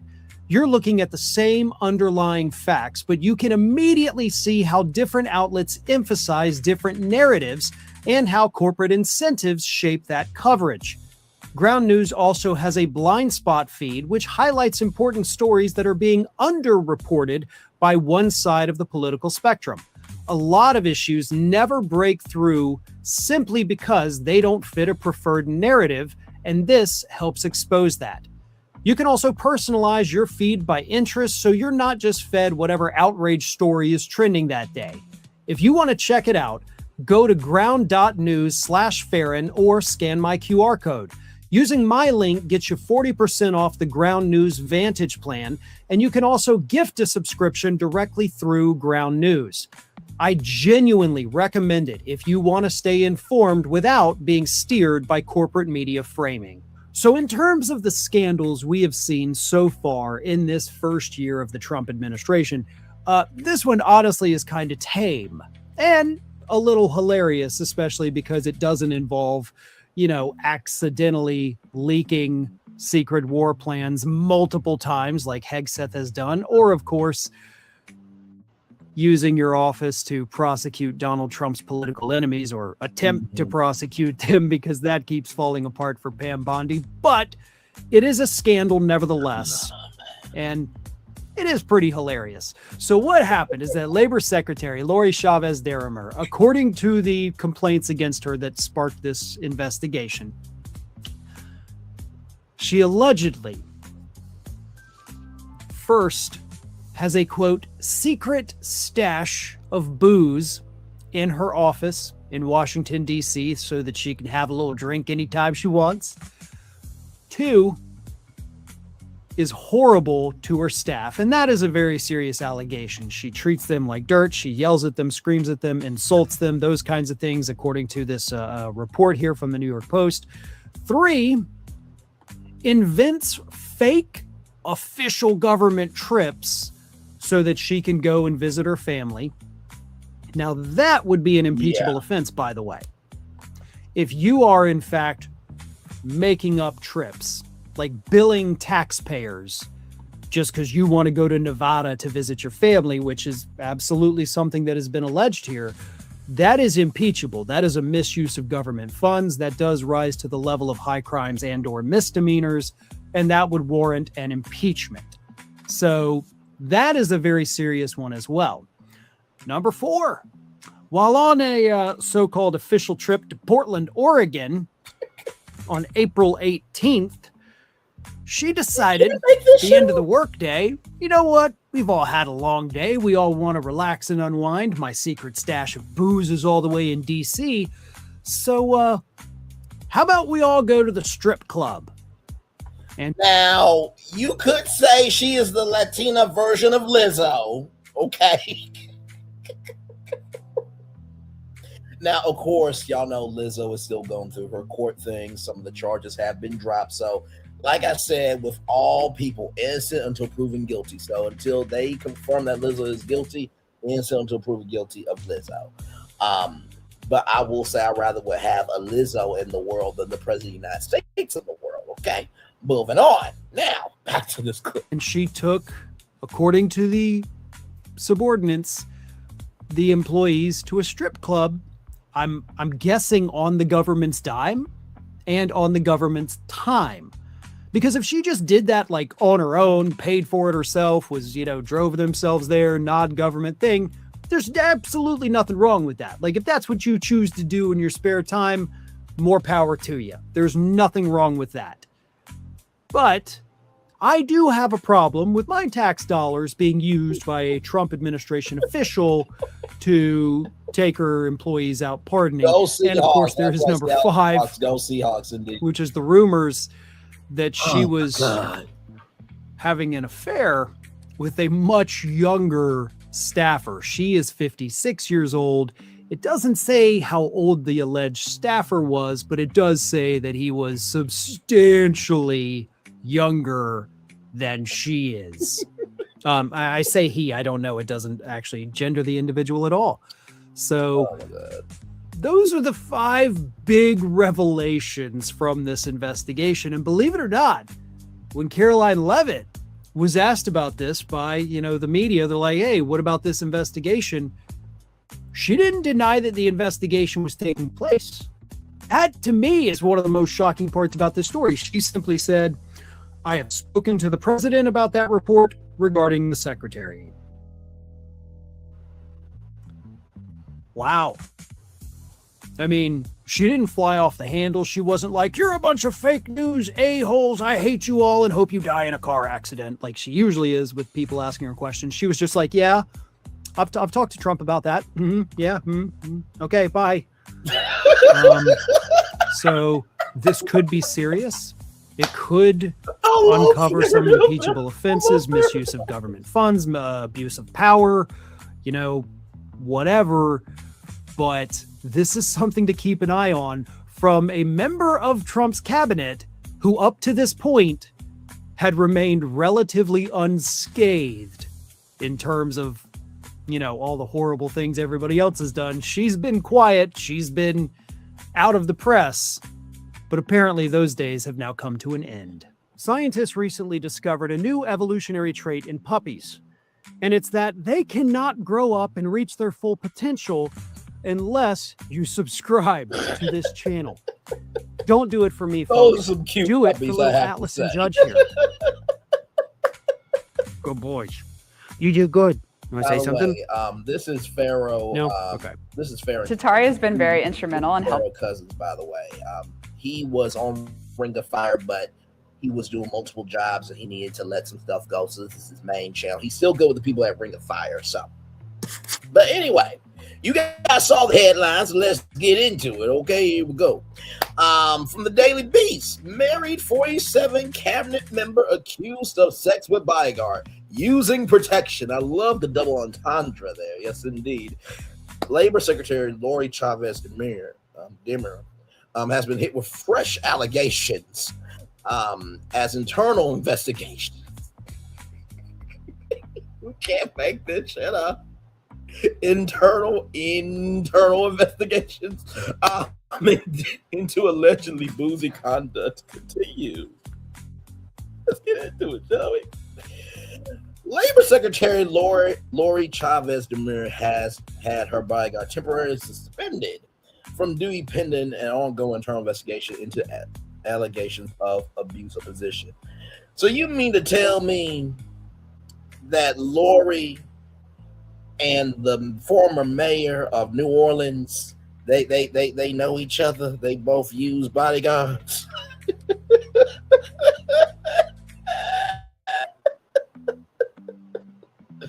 So for those of you who do not know, I'm so sorry. You can't make this up. So LaToya Cantrell and Mr. Jaffe, they were in a Whitney Houston bodyguard affair, right? Using local taxpayer dollars for her to have a relationship. So just wanted you to know about that. Moving on. According to two sources speaking to Bloomberg Law, a security officer was placed on administrative leave on January 16th after 47's labor boss from hell was accused of conducting a romantic relationship with a security staff member. The steamy allegations are part of the wider chaotic workplace conditions that Chavez Demir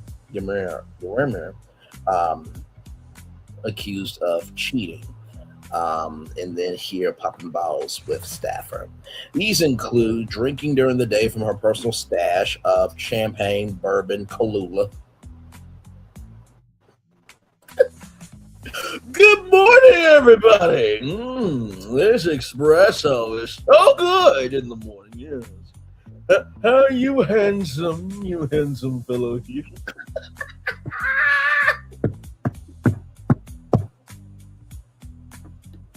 Y'all, this ain't my fault. This her fault. She did this. I'm just reporting on it, okay? taking officials to strip clubs and committing travel fraud to visit family and friends on the government's dime. Now, if Destiny Pan don't have anything to do with this, because she committed wire fraud, so I'm sure Destiny has not been to the place she has been to. Okay, listen. Moving on. The investigation was sparked by a complaint filed at the start of the month with the Department of Labor's Office of Inspector General, according to a report obtained by the New York Post. It alleges that Chavez DeRimner, 57, hosted a subordinate in her Washington, D.C. apartment on 3 separate occasions and twice in her hotel room while traveling. He was helping you pack your suitcase up, huh? That's what he was doing. He was packing and unpacking. Yeah. That's what was going on. In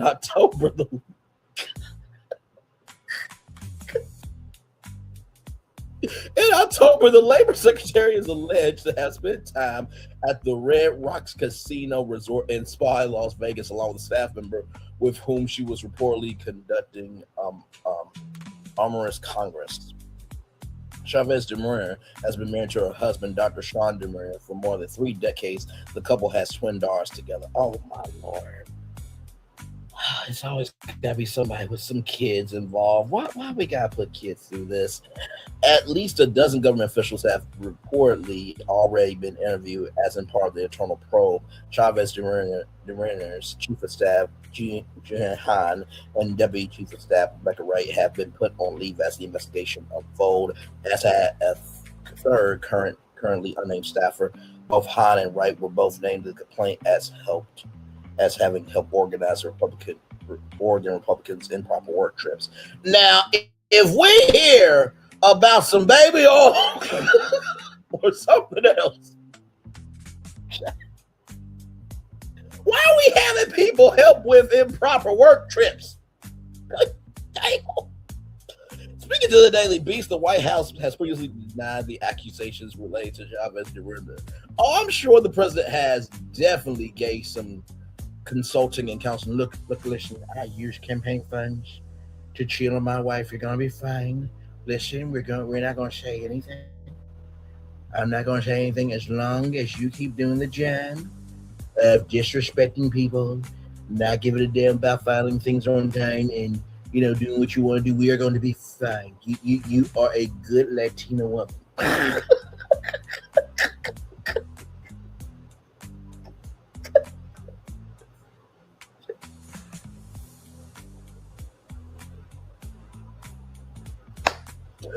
Okay. The New York Post was unable to provide any evidence to corroborate these baseless claims in this report supposedly filed by a former disgruntled employee. It's all caps for me. White House Post spokesperson Taylor Rogers said Secretary Chavez DeMarine is an incredible asset to President 47's team, and she will continue advancing the president's America First agenda. The spokesperson for the Department of Labor has previously said that the allegations are categorically false. The Secretary is considering all possible avenues, including legal actions, to fight these baseless accusations. Anonymous sources, Labor spokesperson Courtney Perella has said. Prior to the most recent allegations, Chavez DeMarine had a reputation for partying. In April of last year, she was slammed for throwing a tone-deaf music office bash to celebrate her own birthday. My God. A Bahakalan spread was offered up to senior officials at the Department of Labor headquarters, while Department of Government officially cuts aimed to shut down some A7 Department of Labor offices across the country. Oh my God, there's not an ounce of truth to this. Anyone who knows my wife would know that Sean DeMarine previously said a statement about the allegations relating to his wife. The Daily Beast has reached out to the White House and Department of Labor for further comment. Now, I'm going to just say this to Sean. Sean, you don't know what your wife does when she's not there, okay? And listen, at the beginning, middle, end of the day, we got to let the facts play out. But, brother, I am sure that those co-workers know her movement, okay? I'm sure they do. So, I'm just going to keep it a buck with you. I know you're trying to defend your wife. But people who are usually a part of his administration, Sean, they usually get found the fuck out.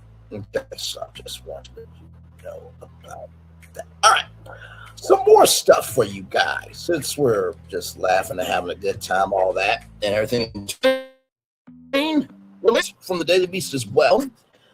Desperate 47 turns to Democrats for help with key issue he's failing on.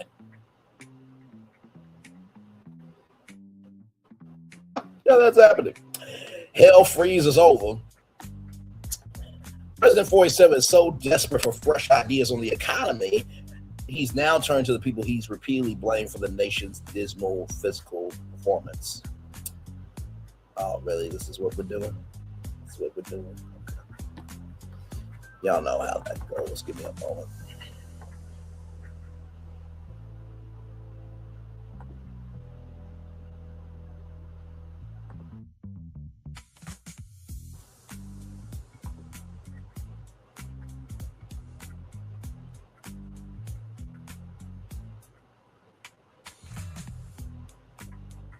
Here we go.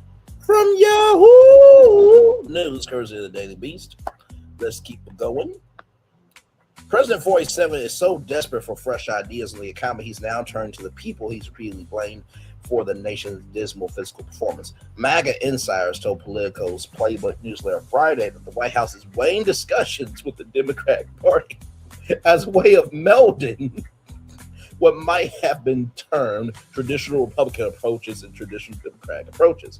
While these proposals are more populist in orientation, it does not mean just taking off the shelf a Democrat proposal already fashioned. It, one official said, it is trying to figure out the ways in which the free market and the 47, its populism, can be advanced using different paradigms.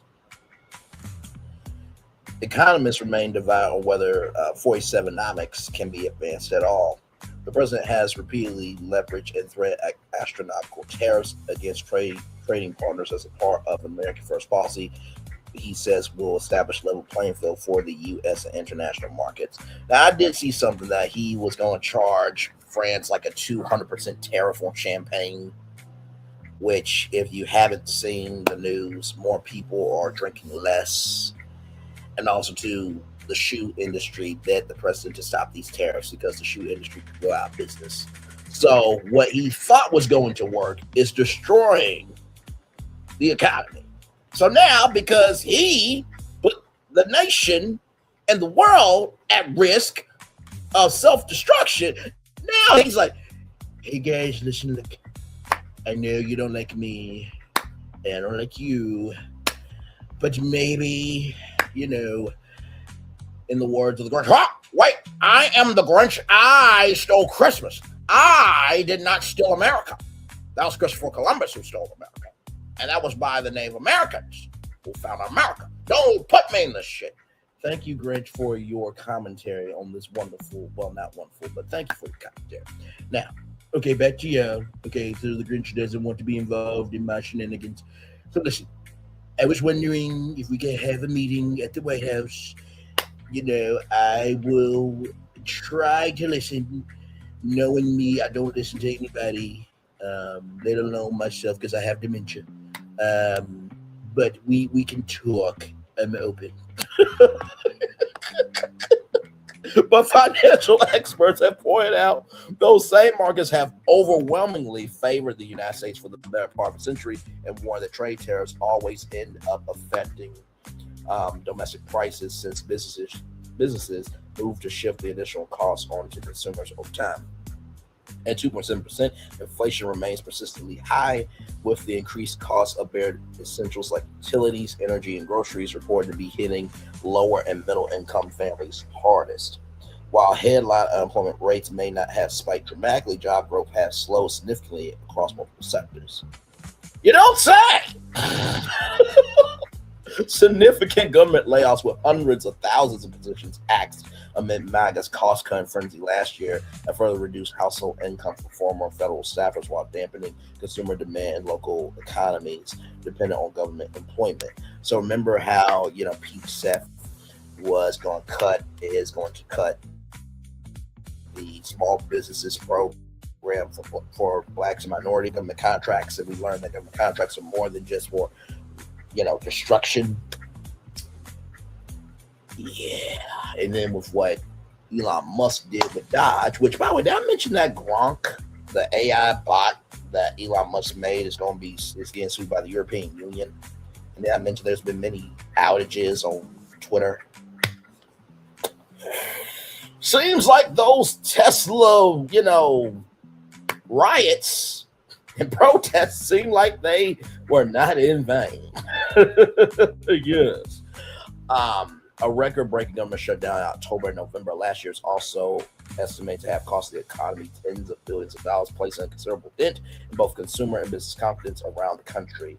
A fresh Wall Street Journal poll this week found that voters are more likely by 15 percentage points to rate the overall economy as weak rather than strong. Just over 50% of voters have said things have worsened over the past year, compared to 35% who believe the situation has improved. The White House seems conscious of those numbers ahead of this year's crucial midterm elections, but any reaching out across the aisle only starts to undermine the narrative voice that has consistently pushed about the nation's economic woes. Just this week, the MAGA leader told the World Economic Forum in Davos that under the Biden administration, America was plagued by the nightmare as stagflation, and that democratic economic policies have proven a recipe for misery, failure, and decline. It is so interesting that you keep pulling that out, but yet you don't pull out two facts to back up that argument. That's amazing, right? Just say anything without any proof, and people believe it. The Daily Beast has reached out to the White House for comment on this story. Now, we're going to go back to Pharaoh Cousins, who just released this clip here. This was members first, but he just released it, so here we go. With midterms coming up this November, Donald Trump and the entire Republican Party understands that the public is not on their side. They have not done a single thing since taking power to benefit American citizens, unless, of course, you're in the top 1%. You've been handed everything. The other 99% of us, not so much. So Republicans, especially Trump, understand we got to do something for the people, but unfortunately, we're all very dumb. We don't know how to do policy, we don't know how to lead, and we don't know how to give people the things they're literally telling us they want, which kind of seems obvious. Like, we want this, and Republicans are like, well, I don't know what to do. But Trump has a plan to save his Republican Party from electoral slaughter in the midterms. Trump is reaching out to some old enemies, specifically Democrats in the House and Senate. That's right, folks. Donald Trump is now calling up Democrats and begging them to work with him on issues that Americans actually care about.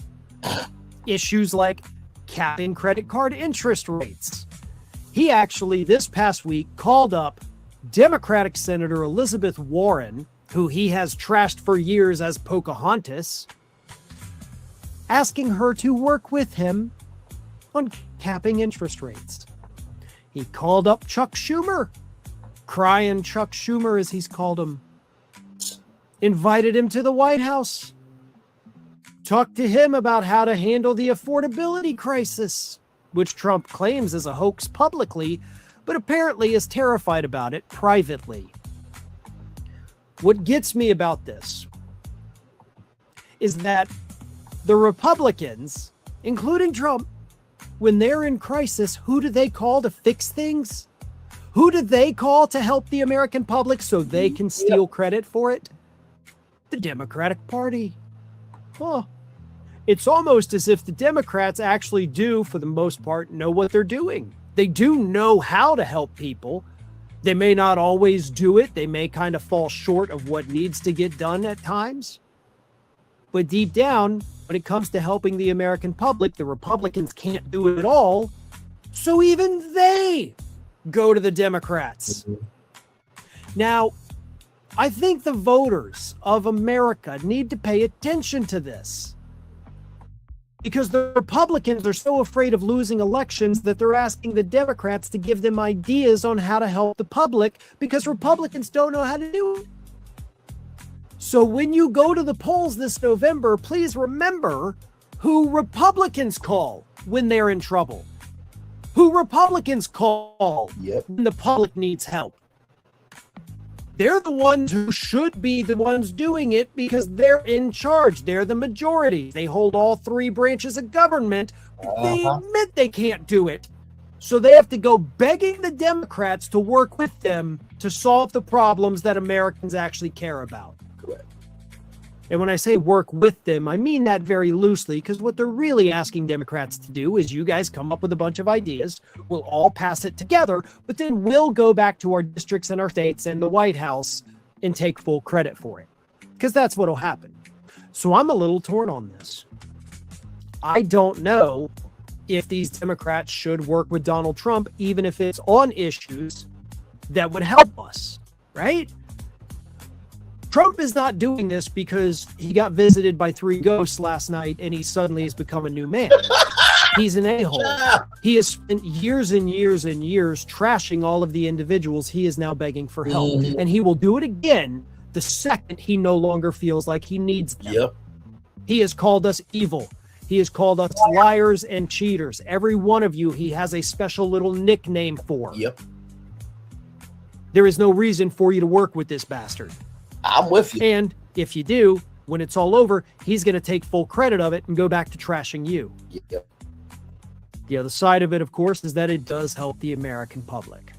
So I don't know where I stand on this, but I'm pretty okay if the Democrats don't work with that a-hole who has spent years trashing them. Thanks for watching, and if you are not already subscribed to the channel, please do so, and do not forget to like and comment and share widely among your friends. Now, I'm going to be real with you. I personally would not work with the president if I was a Democrat. Oh, you called me all these names? Oh, you got big mad because I use facts that you don't do shit that I do? And this, that, and the third, you want to come? Oh, no. Stay your ass over there. Okay. All right, moving on. Now, y'all know CBS News has gone to shit. I just...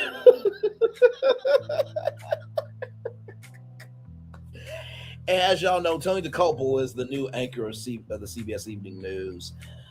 Plus, teleprompter problems, you know, patronizing the audience of like, we trust you to figure out the news instead of you just telling the news, all types of things, right? Him crying over Miami, the 7th, the 3rd. Just watch this. I really, truly just want y'all to watch this, because when I saw this, I'm just like, I don't think that evening news anchors are supposed to do this. Like, far be it from me to give an opinion or anything, but I do think that maybe this should be a move, right? Just okay, here we go.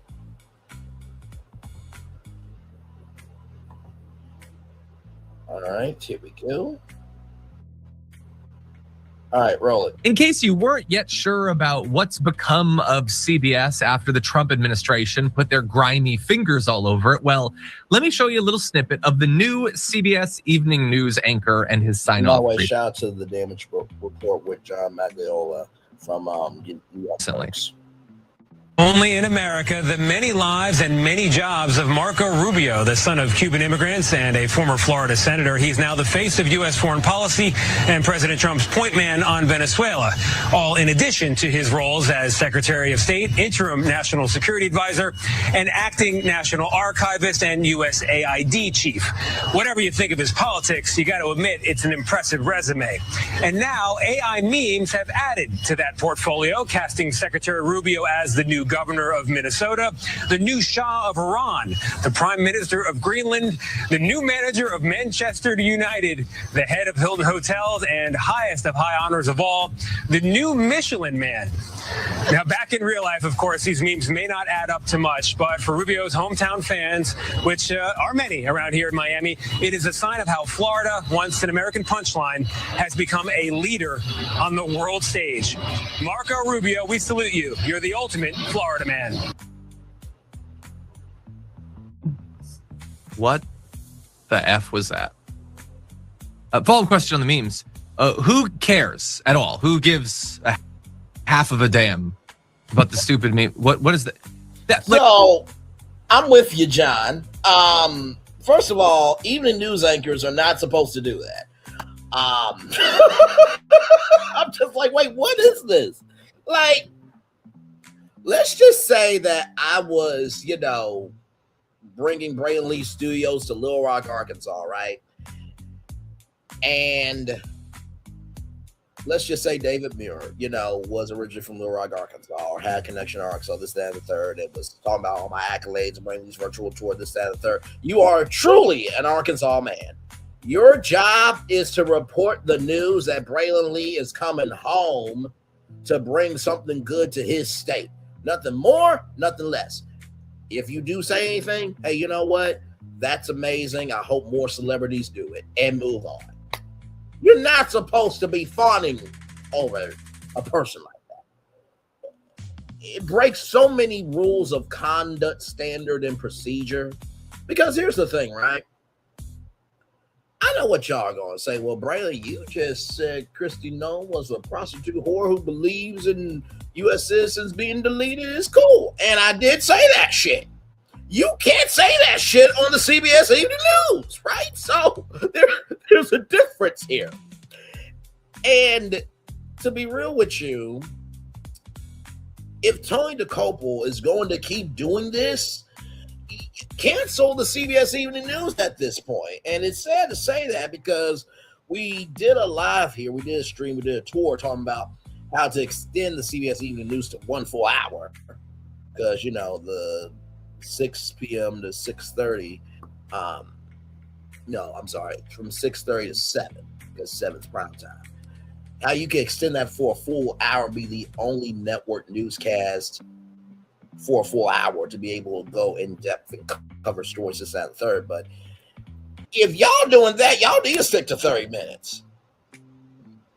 And that's 30 minutes with commercials. It's about 19 minutes, 18 minutes without commercials. So just give you a little behind the scenes tea on that. But let's keep by the way, I know that a lot of you that are watching this probably don't watch a lot of TV news necessarily. So you might be like me, like, oh, CBS Evening News, what does it matter? Like, I just want to be very clear. That's Walter Cronkite. That's his show. That's Dan Rather's show for decades. And now it's this guy. And like, maybe this is me being like a little petty. I don't even know how to pronounce his name, and I don't want to learn. It's Tony DeCopel. I don't know, and I don't get. He does not deserve for you to know how to pronounce his name if that's what he's going to do with the new job that he just got. That ridiculous news fellatio of Marco Rubio, because this guy wants Rubio to be president in 2028. And so you're trying to humanize him. He's pushing for the murder of the Cuban government, the invasion of the country. He's not the Michelin man. He's a warmonger. And we've got pathetic little pro-regime North Korean wannabes now occupying space in the CBS Evening News because you also have regime-friendly hacks and grifters like Barry Weiss in charge of the network. And so, what do you know? The Trump administration loved that broadcast. They retweeted saying, yeah, we love Secretary Rubio. It's so great. But before you jump in, Sharon, and I want your thoughts on all of this, that's what he had to say about Rubio. Okay, what does he have to say about one of the darkest moments in recent American history? Here he is on January 6th. Also tonight, 5 years after the January 6th attack, a group of pardoned defendants marched through Washington. President Trump today accused Democrats of failing to prevent the attack on the Capitol, while House Democratic leader Hakeem Jeffries accused the president of, quote, whitewashing it. Yeah, it's, Everybody's got something to say about that moment. And hold up a second. Hold up. Who marched on January 5 years ago? A group of pardoned defendants? That is a really awkward way to describe that. Also, when they marched, they were literally not pardoned defendants. What were they, Tony? Doc appeal? I don't even know, and I don't care. Would you like to declare something about what they were? Did they just march, or did they march with their fists through doors and windows? Did they tear the weapons and stuff off of cops and try to beat them with flagpoles? Did the pardoned defendants try to murder cops? They did kill cops. Do you get that, Tony? Those pardoned defendants? But that is why he was chosen, to give fluff jobs to administration figures and to help them rewrite the darkest, most obviously anti-American moments in recent history. And that's what he's doing. What do you think, Sharon? You're a news person. Comment on what the news has become.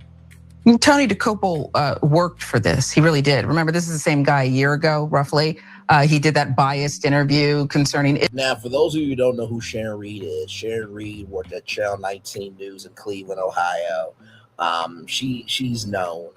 I think something happened with her, some type of sexual scandal or something. I mean, Sharon Reed's a good-looking black woman, so listen, me and Sharon were both single in the newsroom. Believe me, paper would not be the only thing coming out the copier, if you know what I mean. But that's neither here nor there. But the point is, she's been in the news industry for a very long time. So I think she was on a national show as well. But let's keep going. Israel, Gaza, the Palestinians, and what the real concerns were. It was horrific. He was actually reprimanded by what was the old CBS guard for that. But as soon as the new guys took over, he got a promotion and an attaboy. Okay, they reversed it. This is what we're dealing with. You and I don't know about your finances. Maybe you're independently wealthy and you just like to have fun. Okay, I'm not, but I'm telling you, we could be a whole lot richer if we would stop letting the facts control us. Stop letting facts control you. And if you're able to just deliver the lines, you too could land a plum job there for doing propaganda. Yeah. Absolute. He can never ever be referred to as a journalist. It's sellouts not enough. Okay, calling him a sellout's not enough. Disgusting. Get an actor, hire an actor. And I don't mean to demean actors now. Now I'm demeaning actors. That was so gross. Just wipe out the newscast. We don't need them. We don't need these newscasts. Stop it. He's so gross. Certainly would be more money. I don't think I could do it.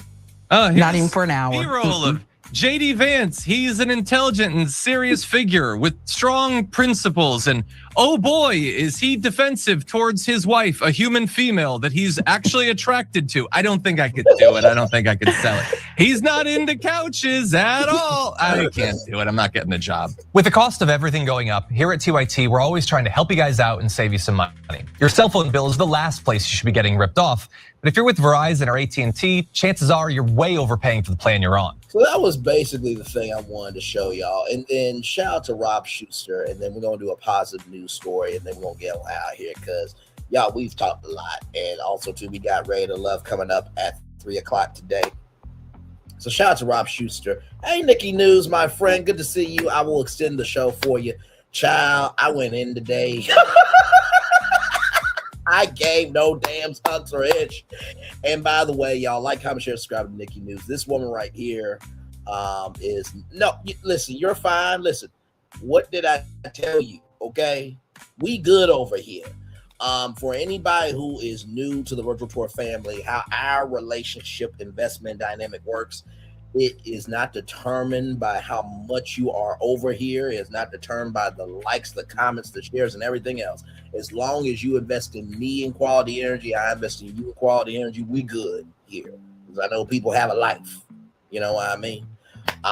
So we are good in the neighborhood. But child, you going to enjoy this replay. I promise you. I promise you.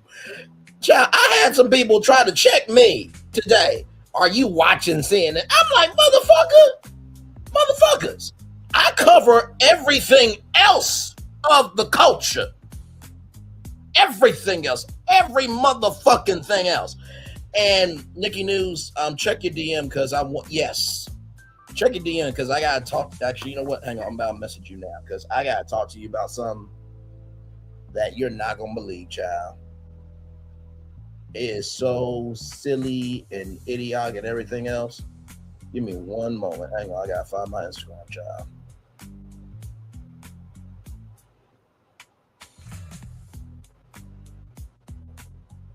One moment.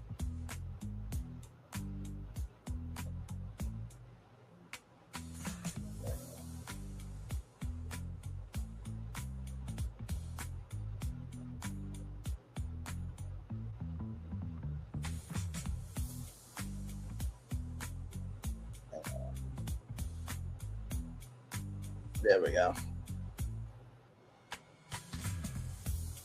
Give me one moment, y'all. Give me one moment.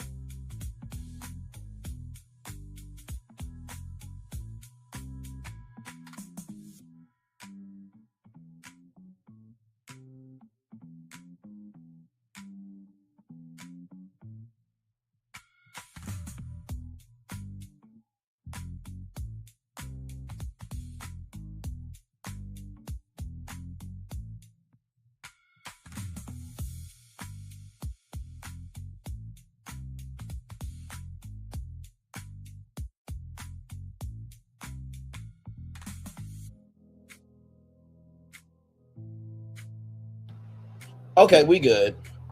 No, it is absolutely okay. Okay, I'll check. I've been crazy busy, but snowed in now. It's all good, my friend. I just DM'd you.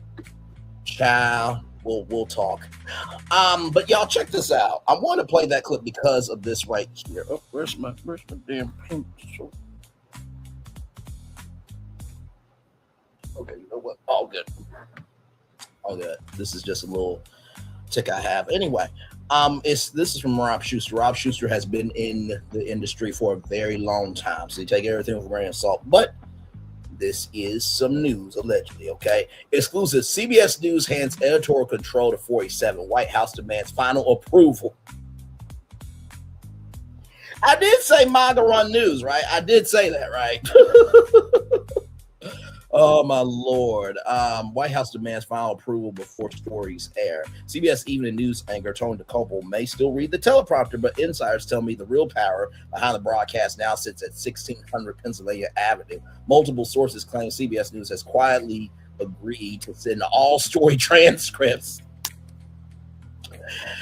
to the White House for notes, suggested edits, and final sign-off before anything goes to air. Every story, every interview, every segment a CBS insider reveals, it all goes to the White House now. All good. Let me see here. It all goes through the White House now. This isn't optional. It's the new reality. Tony can talk about journalism all he wants, but 47 decides on what gets seen. The shift became impossible to ignore during CBS's recent interview with President 47 at a Ford plant in Dearborn, Michigan. According to multiple sources, 47 spokesperson Caroline Levitt laid down the law before cameras even stopped rolling. Make sure you don't cut the tape. Make sure the interview is out in full. Levitt allegedly warned, if it's not, we'll sue your ass off.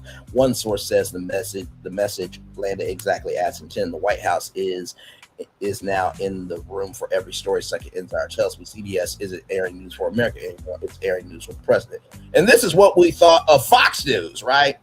Behind the scenes, longtime staffers admit the network crossed a line few imagined possible. Tony can give all the speeches about he wants independence and integrity. A veteran producer confides, but CBS now has an audience of 147. It's the real. The network is no longer its own editor. What once a newsroom now feels, insiders say, it's like an extension of the West Wing. And the question echoing through CBS halls isn't what's news, it's what will the White House allow. Remember, if you're going to be nice, you got to be nice.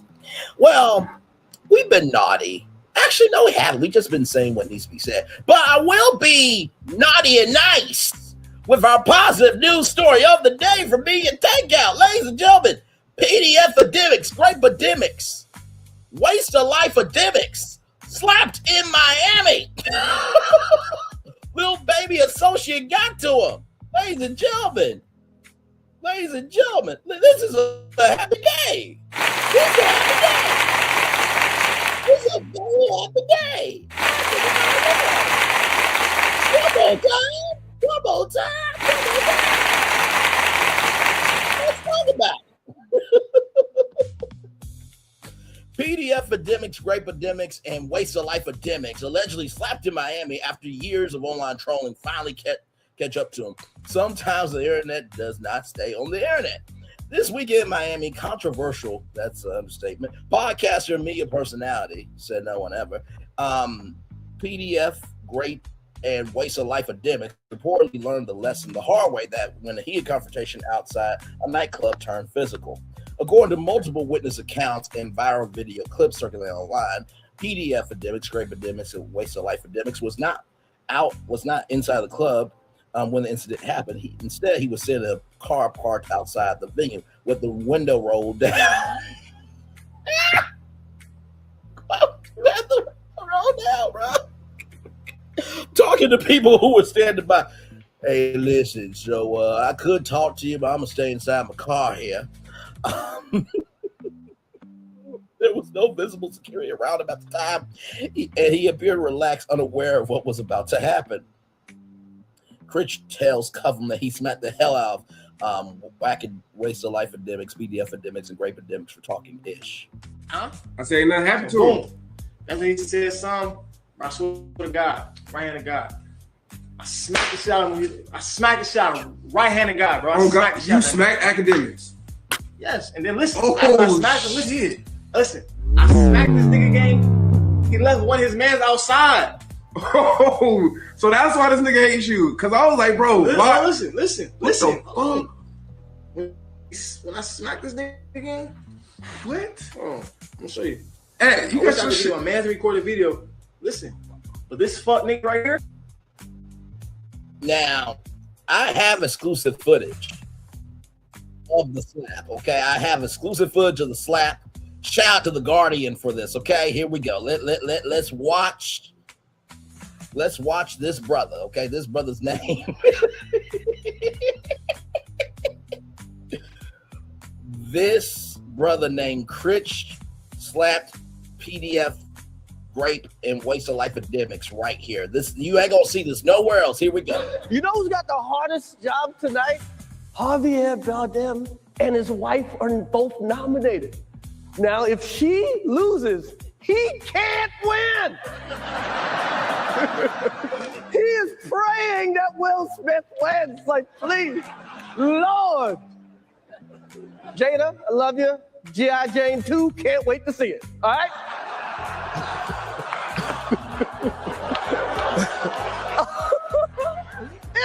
That was a nice one. Okay. I'm out here. Richard. Here we go, y'all. Listen. Oh, now that was Chris slapping PDF, grape, waste of life Will epidemic. Smith just smacked the shit out of not Chris Rock and Will Smith. That's not them. Keep my name out your fucking mouth. Wow, dude. Yeah. It was a G.I. Jane jump. Keep my wife's name out your fucking mouth. I'm going to, okay? Okay. That was a greatest night in the history of television. Okay. So that was Chris slapping PDF, grape, and waste of life epidemics right there. That was that right there. So let's get back to the article here. For years, PDF, grape, and waste of life epidemics has openly criticized rapper Lil Baby, calling him wacky repeatedly, suggesting that his career is on decline. While much of this took place online through live streams and social media posts, fans say the comments were often harsh and personal. Many believe that tension had been building quietly behind the scenes. That tension reportedly exploded when a man identified as K-Rich, said to be close to Lil Baby, approached PDF, grape, and waste of life epidemic's car. Witnesses claim K-Rich walked up calmly at first and asked PDF, grape, and waste of life academics to repeat the same insults he made online. The mood almost shifted instantly. PDF, grape, and waste of life academics, who is known for his bold personality on camera, allegedly became hesitant and tried to change his tone. Yep. See, PDF, grape, and waste of life academics is the male version of Giselle Bryant. That he can talk all this shit, she can talk all this shit, but when it gets to her doorstep, his doorstep, they can't do shit. DJ PDF academics, grape academics, and waste of life academics claims Lil Baby's camp paid him allegedly $30,000. Not 30 minutes. 30,000 to chill album criticism. Then allegedly backdoored him by sending K-Rich to swing on him. Ack says Lil Baby denied involvement, but now Ack is saying the price to fall back is $300,000. Ciao. Now, this is where I get disrespectful. So Lil Baby got to drop his new album.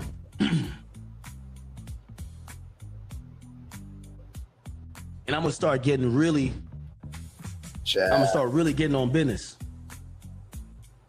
Yo, Lil Baby, you and your team paid me $30,000 to keep quiet about your motherfucking album, my nigga. And I said that day, and I realized, I said, well, if you pay me $30,000, ain't no way you sent a pussy ass nigga to come swing on me. Why would you do that? Don't make no sense.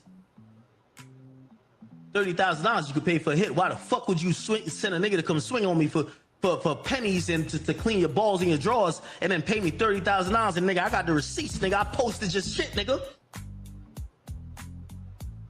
Why would you pay me afterwards?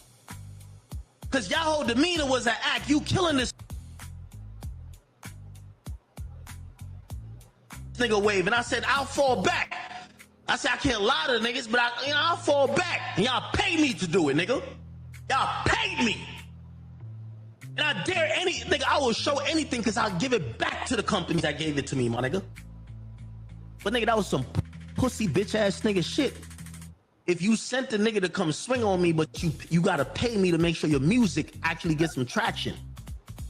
Just stand on it. When I called you, you should have said, nigga, you know what's up, nigga. You been talking shit. Fuck you, pussy. But y'all didn't do that. Y'all backed off of that. Y'all said it wasn't y'all. Then y'all paid me money just to, Act, could you give the album a shot? I chilled out. I'm like, all right, bet I'm going to let people say whatever it is.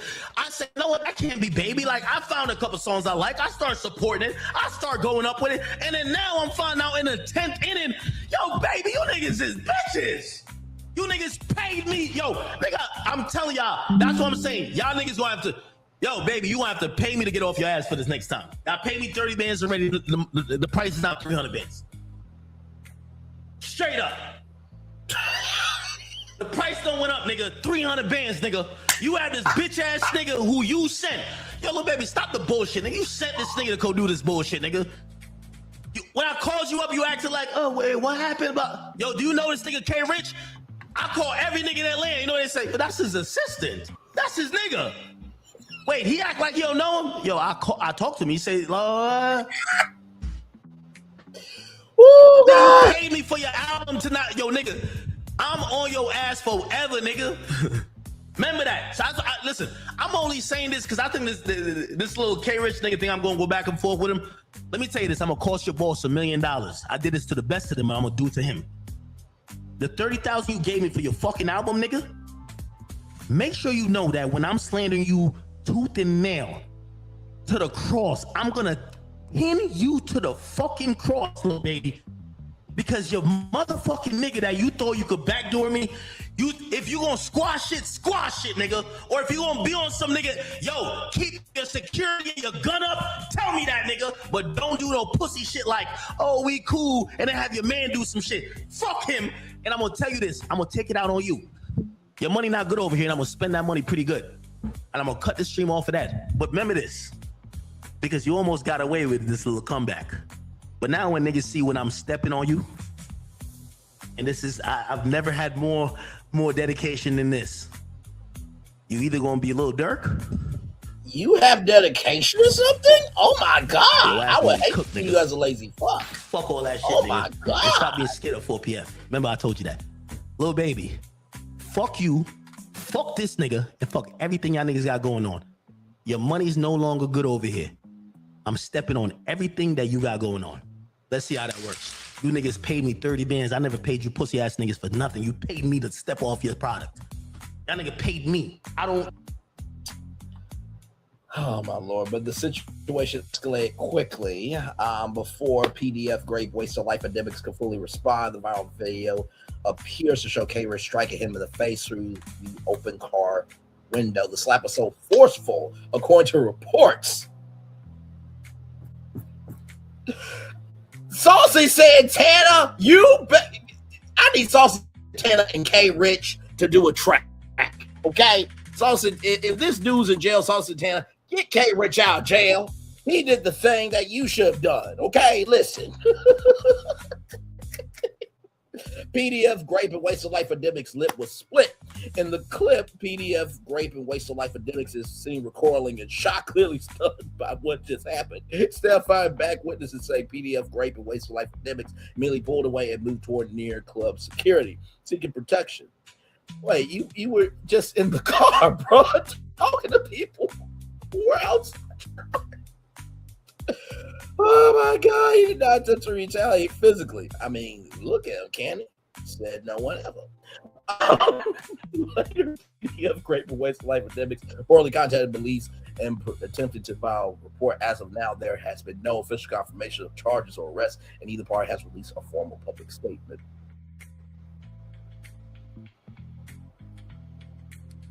As PDF Grape Whackademics or Waste of Life Endemics, who this is. So apparently this must be a link to the clip here. Oh my God. So how did K-Rich get close enough to confront him? Sources claim that K-Rich arrived with someone PDF Grape and Waste of Life Endemics trusted, allegedly associate of popular streamer Kai Cenat. Popular would be an understatement. That connection reportedly lowered PDF Grape and Waste of Life Endemics guard, allowing the encounter to happen so suddenly. So what makes this incident resonate so strongly is the logic behind it. For years, PDF Grape and Waste of Life Endemics have built a brand on being outspoken and unfiltered online, but critics say this moment shows the potential of real world consequences of internet trolling, especially when it involves real people with real emotions. The video has sparked massive debate online. Some saying violence is never the answer. Others argue that public disrespect eventually invites confrontation. Either way, one thing is clear: it's a moment meant to stay, digitally, cross into reality. Now the entire internet is watching to see what happens next. Media Takeout will continue to follow this developing story. Y'all, that's your positive news story of the damn day. Listen. All right. Much love to you. Much love to you. I'll talk to you soon. No, I'm right here. I'm literally live. I'm not in the Matrix or anything like that. With that being said, I'm going to turn off the camera now because we don't have a show over 2 hours. Yes, we have. What a epic show this morning, this afternoon for y'all. Of course, we got Ready to Love coming up at 3 o'clock. Let me text the crew to make sure that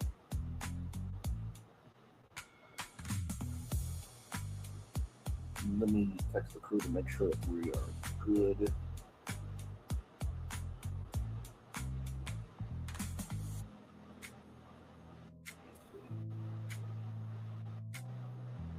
No, I have to. Okay, there it is.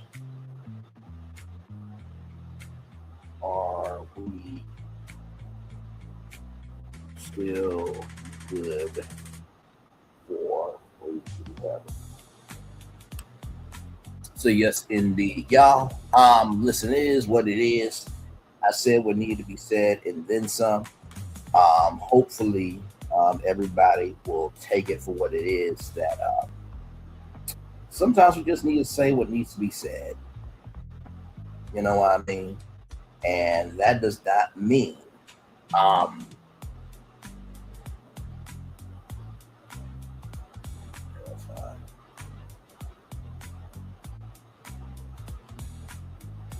that's fine, y'all. So if you guys see a clip cut out of TikTok centers, Anthony Anderson, Lemon Pepper, and all that, just know that that was a Will Smith clip that I played. Child, It's such a damn shame. You want people to talk about y'all with mainstream media, but yet content creators can't talk about y'all. Okay, John. Okay. All right. Ciao. But anyway, I do hope that everybody enjoyed the show. Like I said what needed to be said. There's nothing wrong with being able to talk about a multitude of things, right? Nothing wrong with that at all. But in the same token of being able to talk about many different things, it's okay to be real about things too. You know, I don't have any hate in my heart for anybody, because the hate that I have for you is blocking blessings that God has for me, right? So why hate on you when I'm also hating myself? Why would I do that? That makes no sense to me. If you get upset with somebody saying the truth about what they do, then maybe that means you need to check your mental health. Because a fact is a fact, regardless, right? And doesn't diminish what other people do. But a fact is a fact. And covering what's happening in the real world is not dark stuff. If that's the case, journalism is dark stuff. Podcasts are dark stuff. Media is dark stuff if people just cover the dark stuff. But there's also a lot of light in the world that some people don't consume, pay attention to, or give a fuck about. So the selective listening, seeing, and hearing on some people's parts there. So with that being said, y'all, we're just here chilling. I'm probably going to end it at maybe 2:45, and then we'll get ready here for Ready to Love at 3 o'clock. And boy, we got a lot to talk about with Ready to Love today at 3 o'clock. So yeah, a lot going on with Ready to Love. And ooh, that reunion. Ooh, my Lord, it's gonna be hot. It's gonna be hot. It's gonna be hot. And I'm here for it, damn it. I'm here for it. Yes, indeed. So yep, we're just chillaxing. Actually, you know what? Let's take a little bit of a commercial break. Let me let y'all know who I am, what we about, how we get down. We'll be back right after this. We are live on Tour Like Comment Show. Subscribe. We'll be back right after this. Roll it.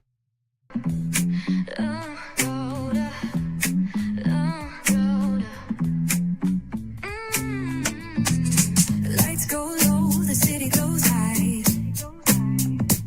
Stories untold under moonlit skies. Braylon got the vibe, got the flow for the culture. Yeah, you already know. Turn it up, lean back, feel the breeze. Late night truths drifting through the trees. It's for the culture, by the culture. Braylon got the soul to show ya. Breaking it down, lifting it higher. Feel the rhythm, spark the fire. Headlines flip with a soulful twist. Behind the scenes where the magic sits. It's the heartbeat of the now and the then, where the story starts and never ends. Tune in, lean and feel the groove. Every moment, a vibe you can't lose. It's for the culture, by the culture. Braylon got the soul to show you. Breaking it down, lifting it higher. Feel the rhythm, spark the fire.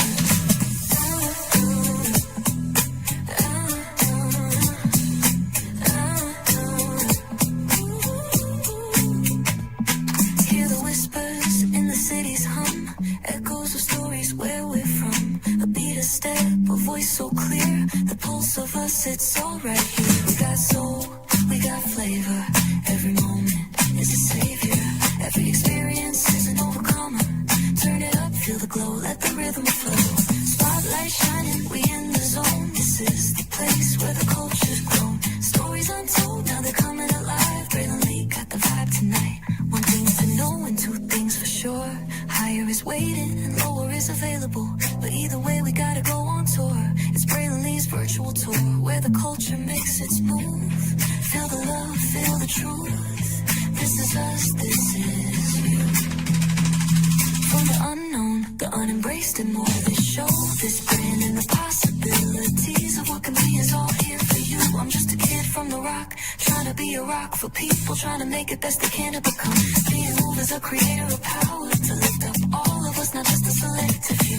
For the culture, by the culture, here we be, Braylon Lee, bringing life to your screen. Feel the soul, feel the truth, we're free, trust and believe. It's entertainment, news done away with. Braylon Lee, spotlight sharp like a diamond shine. We see the stars, but the stories align.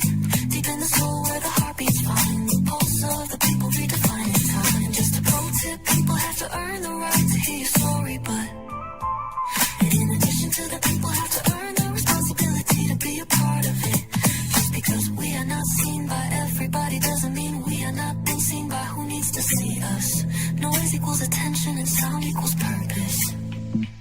Anybody can be a creator, but it takes a somebody to be an artist.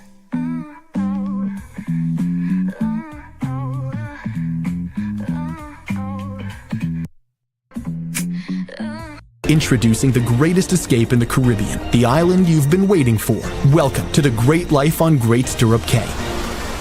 This is the greatest pool you've ever seen life, 28,000 square feet of it, and the epic water park life. It's where you can truly experience the whoa life and the floating through paradise life. It's time to escape to a mind-blowing, sky-high tower of water slides and the Here We Go life. Escape to the one more please wherever you please life and kick it into high gear. Escape to where you can kick back and relax. The great life is waiting. Escape to the incredible new Great Stirrup Cay, only with Norwegian Cruise Line. Introduce.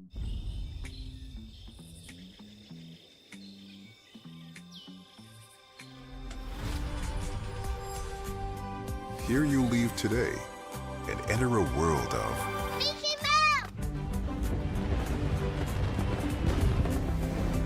A world of princesses.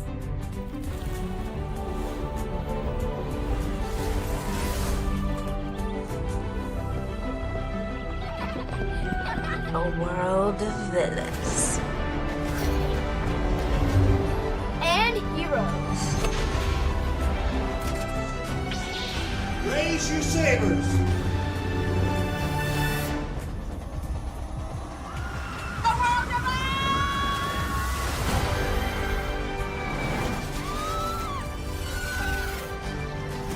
A world of other worlds.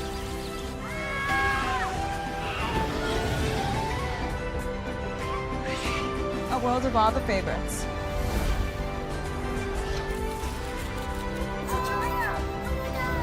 A world of throwbacks.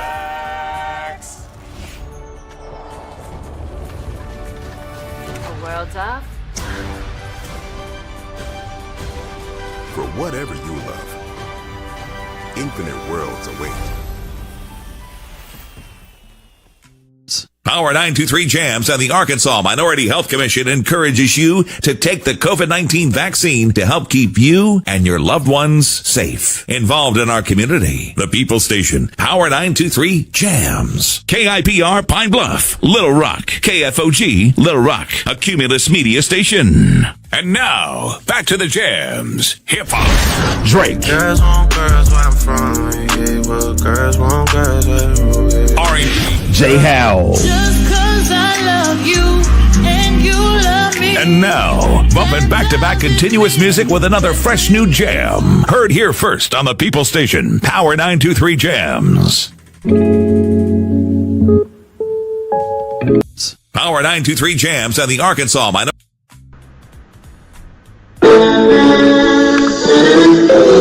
Sweet boy and you, one look at you, and it was plain to see you were my destiny.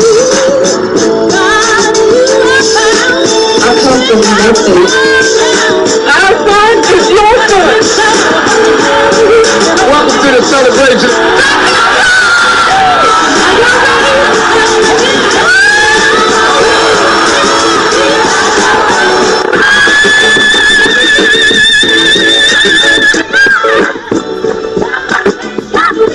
we always got.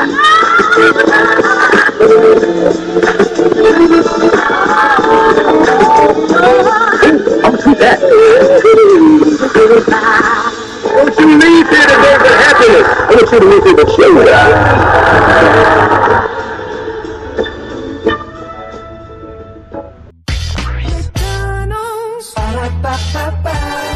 I'm loving it. And I'm loving y'all right back. Welcome back in Braylon's Virtual Tour Live. Y'all, that is it for me. Thank you so much for being here. I hope you enjoyed the show. One love, much love, all love. I feel love. It's in the right back to you.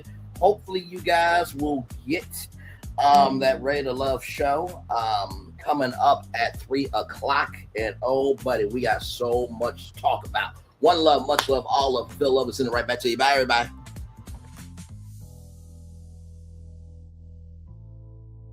I thought I should tell you, they've been talking about you. Yeah, they've been talking about you. They've been talking about the fact that they've done everything they could to stop you and everything they could to block you, but you still win. They've been talking about the fact that they have undermined your success and they have tried to sabotage your seasons, but you keep winning. They've been talking about the fact that even though they don't like each other, they get together to try to kill you, but you keep winning. They've been talking about the fact that you were voted least likely to succeed, but like cream, you keep rising to the top. They've been talking about how they tried to burn your world down, but like the phoenix, you rose from the ashes. They've been talking about you. And you know what they say? Oh, she's just lucky. He's just lucky. But no, you ain't lucky. You're anointed. You got something on you. You got favor on you. You got power on you. You were born to win. Now they can call it luck, but it's grace. They can call it luck, but it's favor. But whatever they call it, it doesn't matter, because you know what God calls you? Do you know what God calls you? A winner. I thought I should tell you, they've been talking about you. Yeah, they've been talking about you. They've been talking about the fact that they've done everything they could to stop you and everything they could to block you, but you still win. They've been talking about the fact that they have undermined your success and they have tried to sabotage your seasons, but you keep winning. They've been talking about the fact that even though they don't like each other, they get together to try to kill you, but you keep winning. They've been talking about the fact that you were voted least likely to succeed, but like cream, you keep rising to the top. They've been talking about how they tried to burn your world down, but like the phoenix, you rose from the ashes. They've been talking about you. And you know what they say? Oh, she's just lucky. He's just lucky. But no, you ain't lucky. You're anointed. You got something on you. You got favor on you. You got power on you. You were born to win. Now they can call it luck, but it's grace. They can call it luck, but it's favor. But whatever they call it, it doesn't matter, because you know what God calls you? Do you know what God calls you? A winner. I thought I should tell you, they've been talking about you. Yeah, they've been talking about you. They've been talking about the fact that they've done everything they could to stop you and everything they could to block you, but you still win. They've been talking about the fact that they have undermined your success and they have tried to sabotage your seasons, but you keep winning. They've been talking about the fact that even though they don't like each other, they get together to try to kill you, but you keep winning. They've been talking about the fact that you were voted least likely to succeed, but like cream, you keep rising to the top.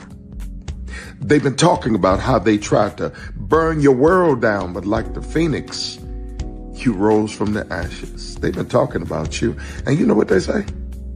Oh, she's just lucky. He's just lucky. But no, you ain't lucky. You're anointed. You got something on you. You got favor on you. You got power on you. You were born to win. Now, they can call it luck, but it's grace. They can call it luck, but it's favor. But whatever they call it, it doesn't matter, because you know what God calls you? Do you know what God calls you? A winner. I thought...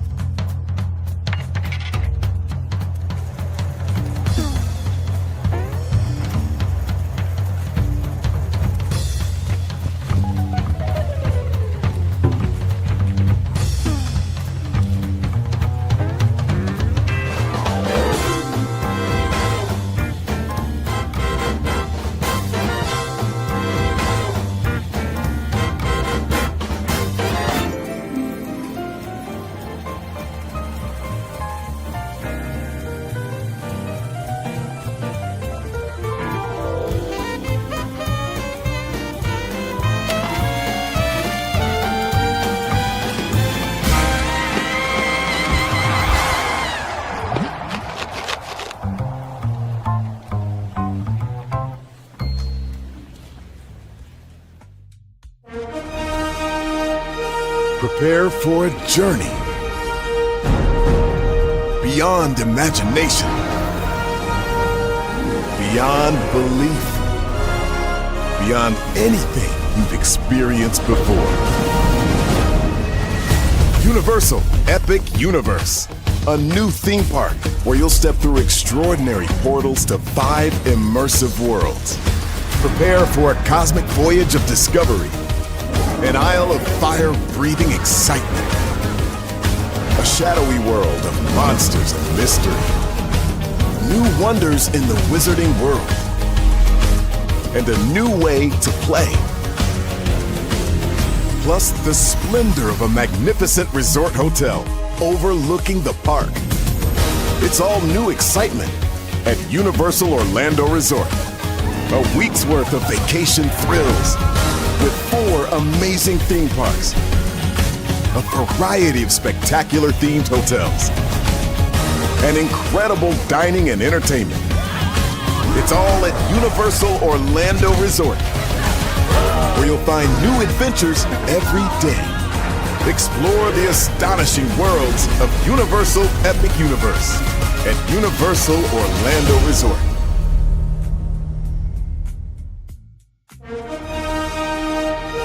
Prepare for a journey beyond imagination,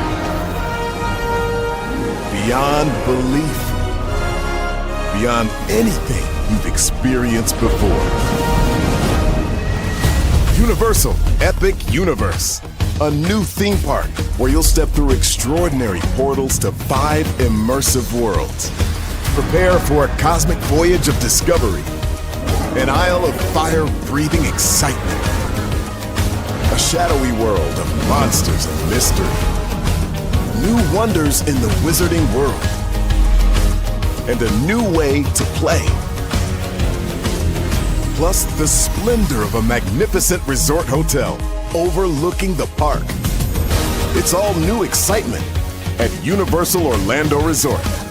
A week's worth of vacation thrills, with 4 amazing theme parks, a variety of spectacular themed hotels, and incredible dining and entertainment. It's all at Universal Orlando Resort, where you'll find new adventures every day. Explore the astonishing worlds of Universal Epic Universe at Universal Orlando Resort. Because here's the thing, a good streamer can find other content. Because here's the thing, a good streamer can find other content. Because here's the thing, a good streamer can find other content. Because here's the thing, a good streamer can find other content. Because Child Braylon over there doing his thing, minding his GD business, staying out of trouble, trying to get the folks some positive stuff to talk about. Besides lying all the damn time. Child Braylon over there doing his thing, minding his GD business, staying out of trouble, trying to get the folks some positive stuff to talk about. Besides lying all the damn time. Child, Braylon been over there doing his thing, minding his GD business, staying out of trouble, trying to get the folks some positive stuff to talk about. Besides lying all the damn time. Child, Braylon been over there doing his thing, minding his GD business, staying out of trouble, trying to get the folks some positive stuff to talk about. Besides lying all the damn time. Child, Braylon been over there doing his thing, minding his GD business, staying out of trouble, trying to get the folks some positive stuff to talk about. Besides lying all the damn time. Child, Braylon been over there doing his thing, minding his GD business, staying out of trouble, trying to get the folks some positive stuff to talk about. Besides lying all the damn time. Child, Braylon been over there doing his thing, minding his GD business, staying out of trouble, trying to get the folks some positive stuff to talk about. Besides lying all the damn time.